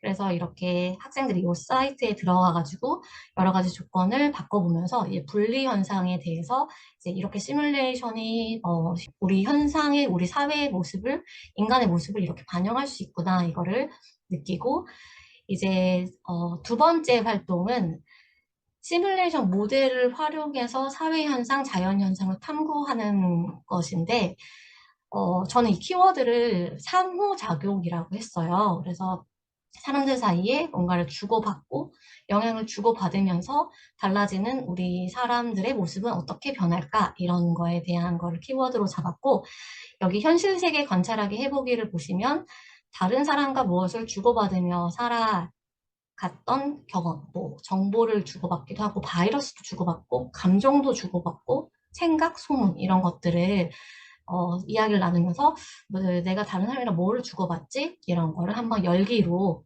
써보았습니다. 그래서 이제 시뮬레이션 구현 단계가 있는데 먼저 현실 세계를 관찰하고 문제를 정의하고 거기 안에서 핵심 요소, 이 문제와 관련한 핵심 요소를 추출해서 개념적으로 모델링을 하고 어떻게 만들지 화면을 구성하고 여기서 이제 프로그래밍을 통해 모델을 구현하고 그 모델을 실행하면서 이 결과를 해석해서 다시 현실을 예측하는 이 과정을 학생들이 먼저 따라서 하나의 이 프로젝트를 만들어 보는 활동을 넣었습니다. 그래서 넷로고에 이제 여기 들어가면 이거는 굉장히 교육용으로 나온 거라서 굉장히 쉽고 하루만 해도 이제 누구나 쉽게 할 수 있는 것 같아요. 그래서 이렇게 화면이 구성되어 있고요. 저희가 2단원에서 만들어 볼 이 프로젝트는 바로 이 감정 전염 시뮬레이션이에요. 그래서 학생들이 사회현상 분석가가 돼서 주변에서 다른 사람과 감정을 주고받았던 경험을 시뮬레이션을 구현하고자 한다. 누군가 하품을 하면 나도 하품을 하고 야구장에서 누군가 큰 소리로 응원하면 덩달아서 같이 응원하게 되는 이런 경험들을 현실 세계를 관찰을 통해서 다른 사람과 감정을 주고받는 모습을 시뮬레이션으로 구현해 보기를 문제로 정의하고 거울 뉴런 이론, 또 감정 전염 이론 이런 심리학에 있는 내용들을 조사해서 어떤 그 자료를 조사해서 이게 어떤 이론인지 이렇게 자료를 수집해 보겠고요. 그리고 이제 먼저 현실 세계를 관찰을 해 보는 거예요. 주변에서 어떤 걸 핵심 요소로 놓을 수 있을까? 그러면 감정을 주고받는 사람의 숫자, 많은 사람과 주변에 있을 때 또는 3명의 친구랑만 있을 때 아니면 나 그리고 타인 그리고 내가 주는 감정이 있을 테고 받는 감정이 있을 테고 또 비대면으로 만날 수도 있고 대면으로 만날 수 있고 이렇게 쭉 관찰한 내용을 적어보고 그 중에서 내가 시뮬레이션에 넣을 핵심 요소만을 정하는 거예요. 그래서 결국에는 우리는 나와 다른 사람, 주는 감정, 받는 감정, 감정을 주고받는 사람의 수에서 내 주변의 사람이 많냐 적냐에 따라서 어떻게 달라지는지 이걸로 이제 목표를 세우고 시뮬레이션 어떻게 동작할지를 개념적 모델링에서 해요. 먼저 사람들은 기본적으로 회색이라고 가정하고 사람들이 랜덤으로 움직이다가 감정이 어떤 사람을 만나면 자기도 조금 무의식적으로 그 영향을 받고 이 과정이 반복되는 것을 계속 T 값이라고 하는 시간 값인데 얘가 무한으로 됐을 때 이 전체 집단의 모습은 어떻게 될까? 그래서 내가 누군가에게 주고 싶은 감정과 받고 싶은 감정을 적어보자. 그래서 고마움은 빨간색, 즐거움은 노란색 이런 식으로 이모티콘들을 보면서 근데 제가 이거 학생들이랑 해봤는데 이 부분을 되게 좀 애들이 다양하게 썼던 것 같아요. 저는 똑같이 쓸 줄 알았는데 주고 싶은 감정, 받고 싶은 감정에 대해 좀 고민해보는 모습이 좀 인상 깊었던 것 같아요. 네, 그래서 화면을 구성해서 요게 좀 복잡해 보이는데 동영상을 제공할 예정이거든요. 그래서 요거 동영상 보면 굉장히 간단한데 이거를 다 하나하나 설명을 이제 넣다 보니까 좀 이렇게 어려워 보이는 면이 있는 것 같아요. 화면에서는 이렇게 버튼, 그리고 이 사람 수를 조절하는 파라미터, 슬라이더, 그 다음에 사람의 출력값이 그래프로 나오는 이 플롯과 또 버튼, 이렇게 있어요. 그래서 이 버튼은 나라는 사람을 하나 생성해서 학생이 나인 거죠. 내가 이리저리 위아래 오른쪽 왼쪽 움직이면서 사람들에게 가요. 나는 주체적이니까 내 맘대로 갈 수 있겠죠. 근데 내가 아닌 사람들은 랜덤으로 움직여요. 그래서 나와 다른 사람들이 상호작용하는 것을 넷로그 시뮬레이션으로 구현을 학생들과 해봤습니다. 이건 이제 시뮬레이션 모델인데 이 빨간색이 나고 이 작은 사람들이 타인이에요. 그런데 이 사람 수는 제가 지금 58명이라고 했는데 이거를 100명으로 늘어나게 하면 여기 꽉 차게 되고 이 사람 수를 5명으로 하면 여기 5명만 나오게 돼요. 그래서 이제 나는 내가 주고 싶은 감정인 고마움을 클릭하면 나의 색깔이 빨간색으로 되고 타인에게 받고 싶은 감정은 즐거움이라 했으면 이렇게 즐거움하면 타인 중에 한 명이 이제 노란색으로 바뀌어요. 그래서 이제 고를 누르면 이 사람들이 랜덤으로 움직이고 나는 위아래 오른쪽 왼쪽 키보드로도 움직일 수 있어서 서로 이제 빨간과 노랑을 서로 주고받으면서 그래프의 값이 바뀌게 됩니다. 최대한 코드를 짧게 넣으려고 해서 코드는 이렇게 한 장 정도면 이제 완성이 돼요. 그래서 여기 조금 그래도 학생들이 자유도를 높이는 게 좋을 것 같아서 타인에게 주고 싶은 어떤 그 영향에 따라서 내가 많은 영향을 주고 싶으면 나의 사이즈를 크게 하고 내가 다른 사람과 동등하게 하고 싶으면 타인의 사이즈와 나의 사이즈를 동일하게 해서 이 사이즈를 학생들이 바꿀 수 있게 했고, 그다음에 사람들이 이 랜덤으로 가는 속도도 코드로 바꿀 수 있어. 사람들이 빨리 움직이면은 이 숫자를 크게 하면 되고, 좀 천천히 움직이는 거라서 학생들이 좀 코드를 바꿔가면서 시뮬레이션을 돌려볼 수 있도록 했습니다. 네, 이제 이 모델을 만들고 학생들이랑 다 같이 이제 이 모델을 실행하면서 해석하는 과정이 저는 이 부분이 더 뭔가 토의하기에 좋은 부분인 것 같아요. 그래서 넘버 값을 10으로 했을 때, 넘버 값을 100으로 했을 때, 나와 상호작용한 사람의 수가 11대 100일 때 그래프가 어떻게 달라지는지 그림으로 그려보고, 그리고 하나의 감정이 우세했을 때, 하나의 감정이 빨간색으로 이렇게 있을 때, 다른 감정을 확산시켜 보는 활동도 하고, 또 한 가지 감정일 때, 두 가지 감정일 때 어떻게 상호작용하는지 이런 걸 통해서 학생들이 이 시뮬레이션을 실행한 결과를 해석해 보는 시간을 가졌고요. 또 이거는 좀 기본형이라서 좀 너무 쉽게 생각할 수가 있기 때문에 여기 밑에는 이제 심화 활동으로 학생들이 좀 항상 잘하는 친구도 있고 못 따라오는 친구도 있잖아요. 실습을 하다 보면. 그래서 그 학생을 위해서 도전 과제를 놨습니다. 이거는 지금은 무의식적으로 만나면은 확산이 되는 모습에서 감정의 전달률이라는 변수를 넣어서 이게 좀 자기 그 주관이 확고한 사람들은 남에게 좀 휘둘리지 않는 사람도 있잖아요. 그래서 이렇게 감정의 전달 정도라는 변수값을 넣어서 확산되는 정도를 조절해 보는 것을 확산 속도를 다르게 하거나 이런 것들을 이제 도전 과제로 넣습니다. 네, 그래서 모델을 구현한 해석한 거를 이제 정리를 할 때 저희가 사회현상 분석가였으니까 이 감정 전염 시뮬레이션을 통해서 알게 된 점이랑 우리 사회현상이랑 해석할 수 있는 사례가 뭐가 있을까를 같이 찾아봐서 결국 사회 문제로 돌아와요. 그래서 모든 사람이 하나의 감정일 때에는 아무리 제가 다른 색깔의 감정을 해도 금세 제가 동요되는 모습이 시뮬레이션에 보여져요. 그래서 그런 걸 통해서 이렇게 집단이 다 같은 생각일 때 혼자서 다른 생각을 말하거나 뭐 학교 폭력도 그렇고 그러기에 어렵다는 그런 사회 문제 또는 상호작용하는 사람 수가 많을수록 적을 때보다 더 빨리 퍼진다는 그런 이거는 그냥 제가 예시로 준 건데 학생들이 여기서 생각보다 다양한 사회 현상들을 찾아냈던 것 같아요. 저는 요거를 못할까 봐 좀 걱정을 했는데 생각보다 다양하게 얘기를 했던 기억이 납니다. 네, 그래서 여기까지 한번 시뮬레이션을 같이 만들어 보는 건데, 이제부터는 여기서는 이제 학생들이 직접 하는 프로젝트 형태예요.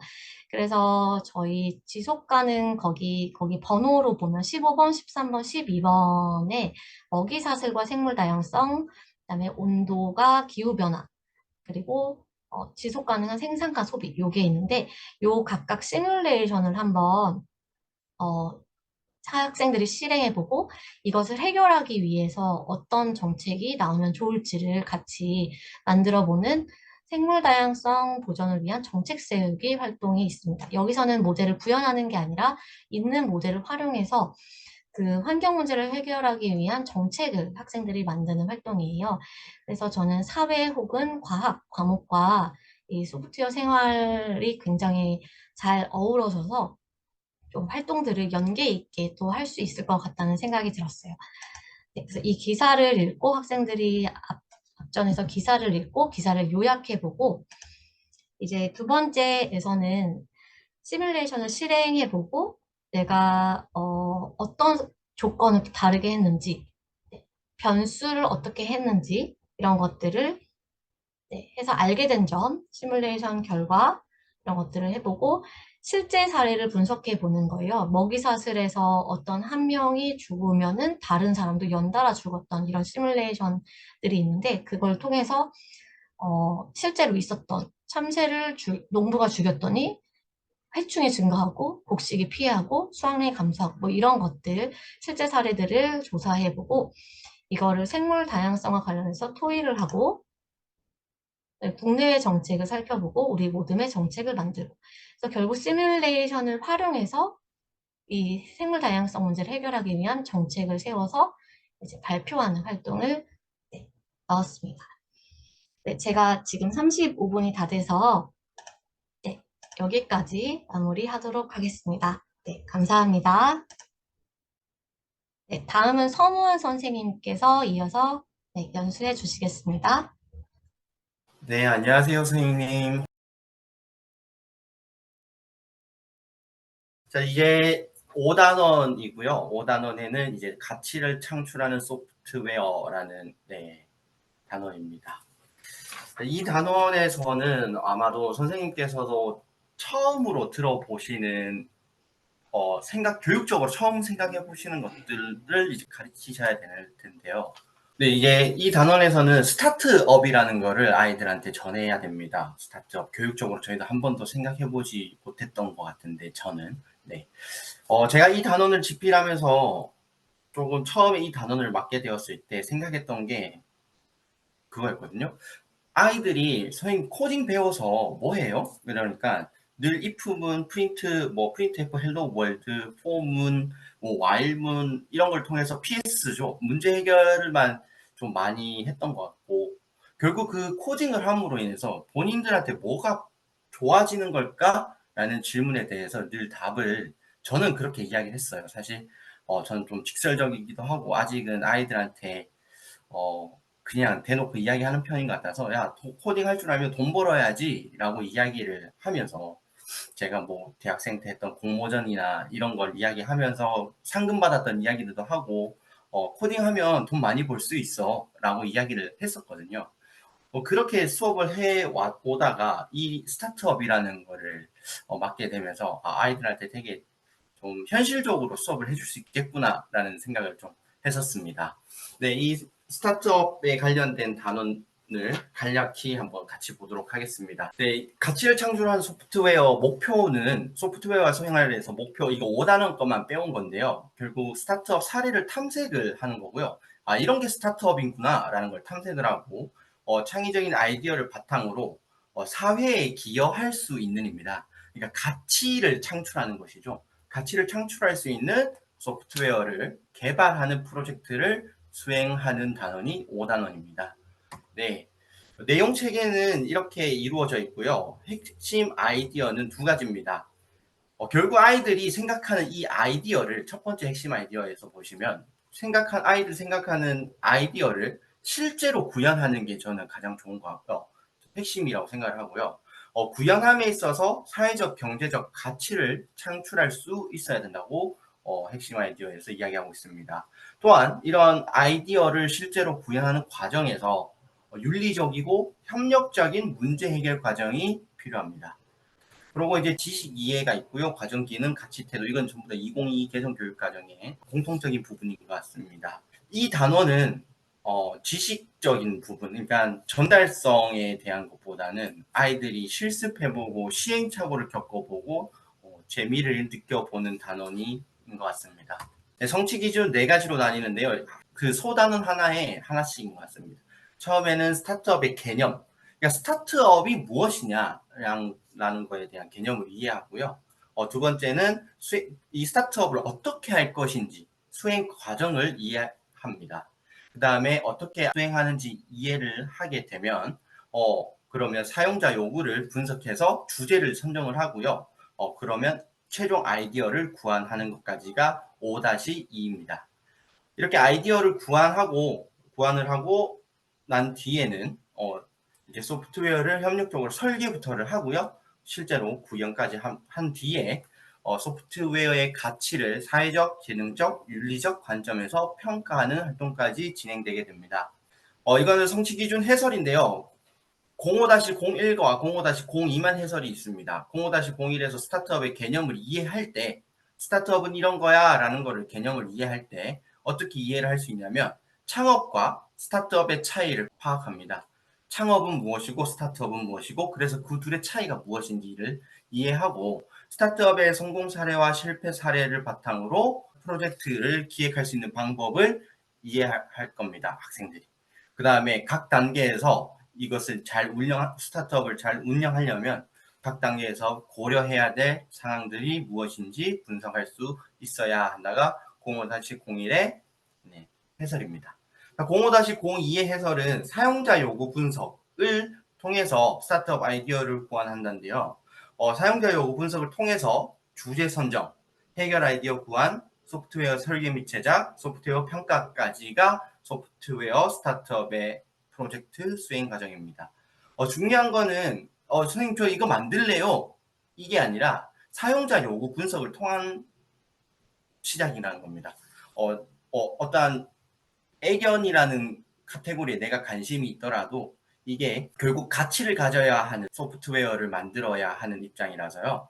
내가 관심이 있는 그 분야가 다른 사람들도 관심이 있는 걸까? 이 소프트웨어가 사회적 또는 경제적 가치를 만들어낼 수 있을까를 생각해보고 프로젝트에 진입해야 된다는 것입니다.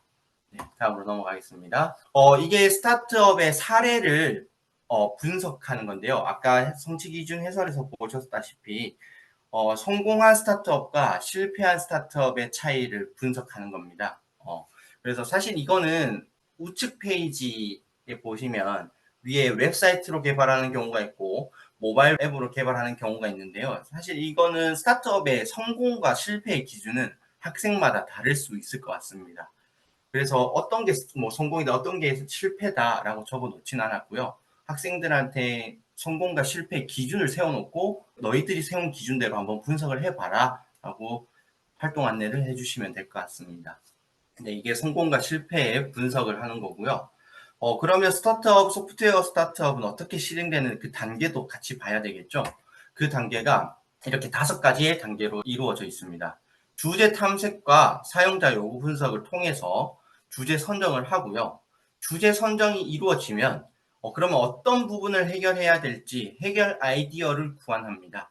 그러면 이제 소프트웨어 설계 및 제작이 시작되는 거고요. 마지막에 개발이 끝나고 나면 이 소프트웨어를 평가하는 과정이 총 스타트업 프로젝트의 수행 과정입니다. 이렇게 5가지로 나누어져 있고요.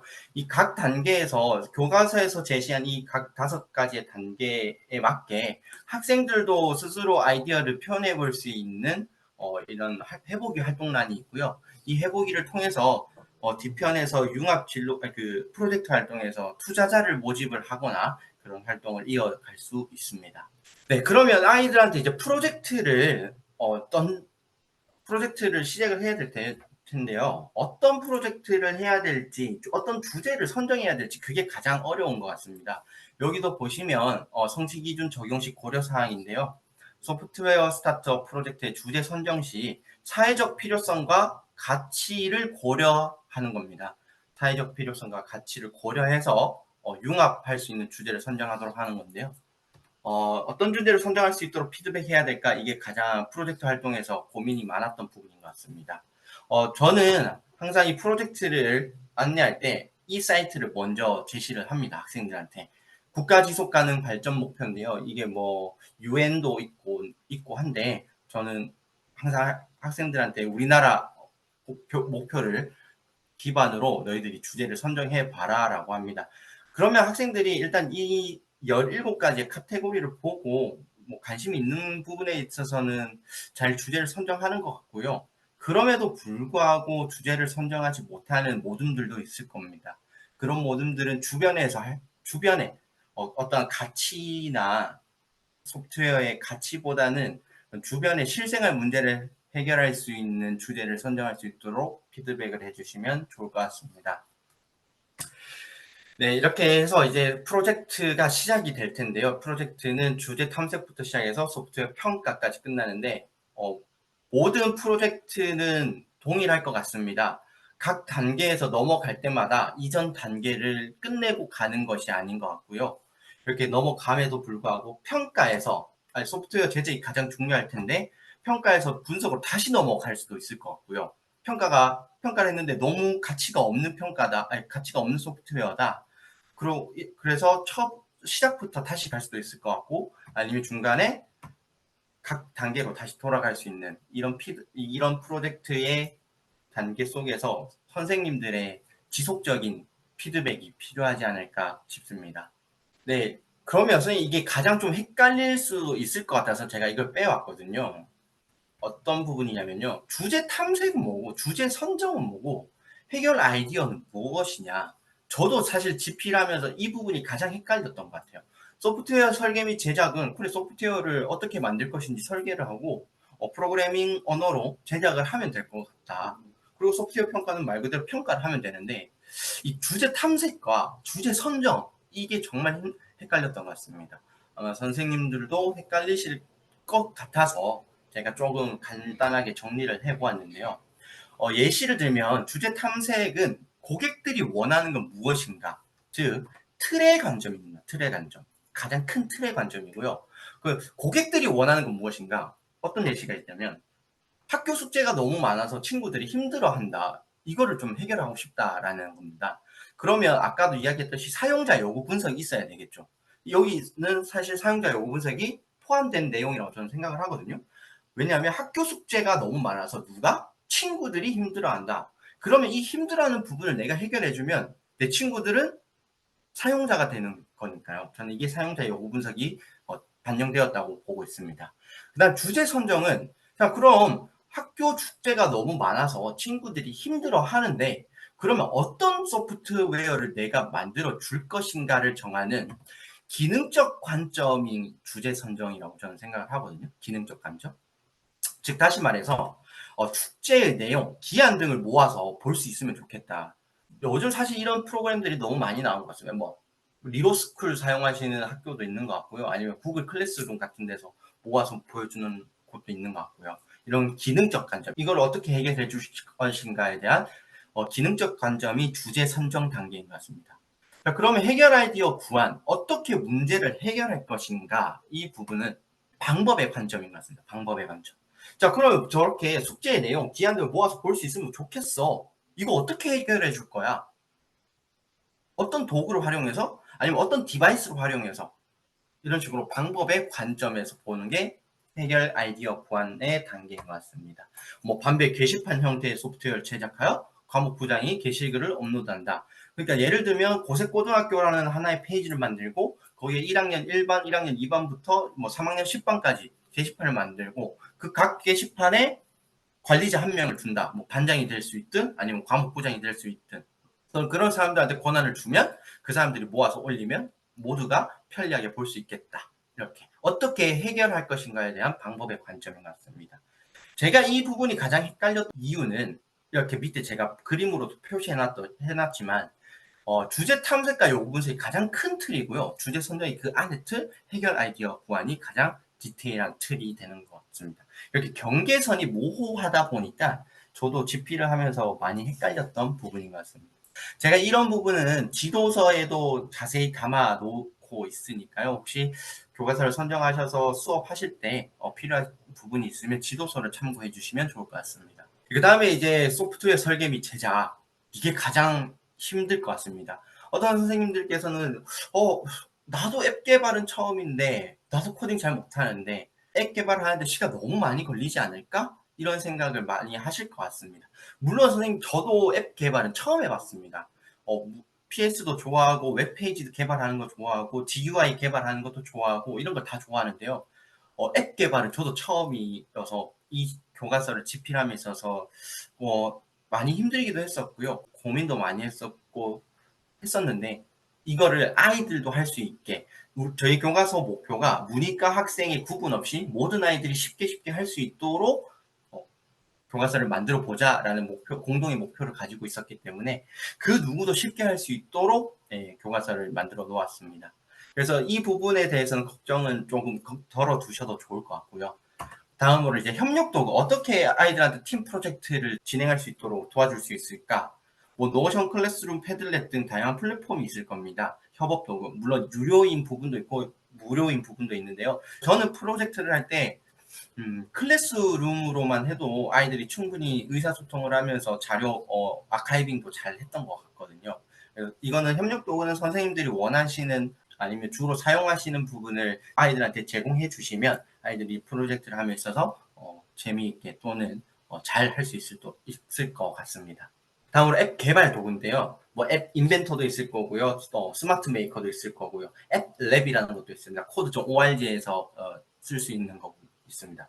이 세 개는 앱 인벤터부터 앱 랩까지는 모바일 어플리케이션을 제작하는 부분인 거고요. 제가 사실 요즘 저 개인적으로 좀 사이드 프로젝트를 집에서 심심할 때 좀 해보고 있는 게 웹페이지를 만들고 있는 거거든요. 조금 코딩이 HTML, CSS 이런 게 힘든 것 같아가지고 좀 찾다 보니까 imweb이라는 사이트도 있습니다. 이것도 블록 코딩처럼 그 아이콘들을 가지고 오면 웹페이지를 만들어 주거든요. 그러면 그걸로 아이들이 뭐 자기 소개 프로필 웹사이트도 만들 수 있을 것 같고요. 아니면 뭐 상품 소개 웹사이트도 만들 수 있을 것 같고 다양하게 활용할 수 있을 것 같아서 이 아임웹 무료이고 물론 유료 기능도 있지만 무료 기능으로만으로도 충분히 학생들이 수업 시간에 프로젝트에 도움을 받을 수 있을 것 같아서 넣어두었습니다. 근데 이제 코딩을 잘 못하는데 이게 좀 가장 걱정이죠. 학생들이 아무리 중학교 때부터 배우고 올라와도 코딩을 잘 못하는데 라고 생각하실 수도 있습니다. 다만 이 프로젝트에서 중요한 부분은 완성된 제품의 퀄리티, 그러니까 정말 뭐 돈을 받고 팔 수 있을 만큼의 퀄리티를 가진 프로그램을 개발하는 취지보다 컴퓨터라는 도구가 이렇게 사용될 수 있음을 경험해 본다라는 게 가장 중요한 것 같습니다. 제가 뭐 저희 학교 아이들한테 늘 이야기하는 게 그래 이거 프로그래밍 언어 배워서 문제를 분석하고 문제를 해결하고 그 과정에서 논리적 절차를 생각하는 게 정말 중요해. 이 소리도 하지만 결국 아이들한테 야, 컴퓨터 코딩을 할 수 있는 사람과 코딩을 할 수 없는 사람의 차이는 어마어마하다. 하늘과 땅 차이다. 그러면서 저는 제가 일상생활에서 하고 있는 뭐 매크로 프로그램이라든지 이런 것들을 학생들한테 보여줍니다. 그러면 학생들은 와, 코딩으로 저런 걸 할 수 있구나 라는 거를 느끼면서 조금 더 수업에 집중할 수 있었던 것 같은데요. 제가 그 부분을 좀 이 단원에서 녹여내고 싶었던 것 같습니다. 코딩을 잘 못해서 뭐 퀄리티보다 아, 컴퓨터를 사용하면 이런 것도 할 수 있구나, 저런 것도 할 수 있구나, 그런 관심이 생기면 뭐 학생들 스스로 동아리도 할 수 있을 것 같고요. 조금 더 발전할 수 있을 것 같습니다. 저 이제 주제 탐색 부분에서는 이 교과서에는 구글 트렌드 사이트, 사용자들이 어떠한 키워드들을 자주 검색하고 있는지, 결국 검색량이 많아진다는 것은 많은 사람들이 거기 관심을 많이 가지고 있다라는 증거가 될 것 같거든요. 그래서 구글 트렌드 사이트나 또는 네이버 데이터랩 또는 뭐 썸트렌드라는 사이트에서 정말 잘 볼 수 있었던 것 같습니다. 그래서 그런 곳에서 주제를 탐색하면서 사용자 요구 분석을 하고요. 결국 그걸 가지고 주제 선정을 합니다. 주제 선정을 했더니 저는 이 교과서에는 이제 키오스크라는 거에 대해서 주제를 선정했고요. 자, 해결 아이디어 구안입니다. 해결 아이디어 구안은 정보 접근성이 낮은 사용자들도 이 키오스크를 잘 사용할 수 있도록 도와주자라는 겁니다. 사실 저도 맥도날드 가면 키오스크는 좀 쓰기 힘들더라고요. 다른 곳은 그나마 괜찮은데 저도 사용하기 힘든 키오스크가 있는데 정보 접근성이 낮은 사용자들은 어떨까라는 생각을 해봤던 것 같습니다. 자, 여기 교과서에서는 앱 인벤터로 개발을 하게 되어 있는데요. 앱 인벤터는 많은 선생님들께서 아시고 계시다시피 정말 쉽게 개발할 수 있는 그 소프트웨어인 것 같습니다. 무료이고요. 처음에는 안드로이드만 할 수 있을 줄 알았는데 이게 요즘 iOS도 잘 지원을 하는 것 같더라고요. 저도 한번 테스트를 해보고 있는 중입니다. 아마 제 예상으로는 iOS, 그러니까 아이폰에서도 충분히 학생들이 라이브 테스트를 할 수 있을 것 같습니다. 앱 인벤터에 대한 소개 페이지도 있고요. 앱 인벤터는 왜 쉽냐면 이렇게 중학생들이 했던 것처럼 블록 코딩으로 하고 있습니다. 블록 코딩. 그래서 딱히 뭐 높은 수준의 프로그래밍 레벨을 아이들한테 원하지는 않고요. 이 교과서에서 처음부터 끝까지 따라하기로 끝내는 것들이 아니라 뭐 이렇게 예제 똑같은 겁니다. 똑같은 건데 학생들이 메뉴 2번과 메뉴 3번 정도는 학생들이 스스로 실습해 볼 수 있도록 대부분 중간중간에 다 빈칸으로 비워두는 것이 저희 교과서의 이 5단원의 특징이라고 이야기할 수 있을 것 같습니다. 음성 인식을 해서 사용자가 이야기하는 그 음성에서 수량을 분석한 뒤에 총 금액을 이야기해주는 그런 키오스크를 개발하는 과정이고요. 결국 이제 완성하면 예시입니다. 뭐 치즈버거, 새우버거, 치킨버거가 있고요. 이렇게 뭐 눌러가지고 뭐 치킨버거 하나, 뭐 새우버거 셋 이렇게 하면 총 금액이 스피커로 안내되는 겁니다. 그럼 이렇게 되면 이제 정보 접근성이 낮은 사람들도 조금 편하게 쓸 수 있지 않을까 그렇게 생각하고 있습니다. 이런 이제 소프트웨어를 개발한 뒤에 소프트웨어 평가를 해야 될 텐데요. 소프트웨어 평가는 세 가지의 측면입니다. 사회적 가치와 기능적 가치, 윤리적 가치 이 세 가지의 측면에서 평가를 해보고 이제 학생들이 스스로도 평가를 해보는 거죠. 우리가 사용하는 소프트웨어의 가치를 평가를 해본 뒤에 우리가 만든 소프트웨어에 대한 세 가지의 가치 평가해 볼 수 있습니다. 이제 흐름 요약입니다. 결국 이 5단원에서의 전체적인 흐름은요. 스타트업이라는 건 뭘까? 창업과 스타트업은 무엇이 다를까?를 시작으로 어떤 스타트업이 성공했고 어떻게 하면 되는 거지를 알아봅니다. 그것을 모방하면 되는 거겠죠. 저희도 이제 코딩도 모방으로부터 시작을 하는 거니까 스타트업도 동일한 것 같습니다. 모방을 해서 그래 그러면 한번 해보자. 우리도 한번 해보고 나서 우리가 만든 소프트웨어를 평가를 해보는 과정까지 이 네 가지의 단계가 5단원의 전체적인 흐름이라고 이야기할 수 있습니다. 네, 감사합니다.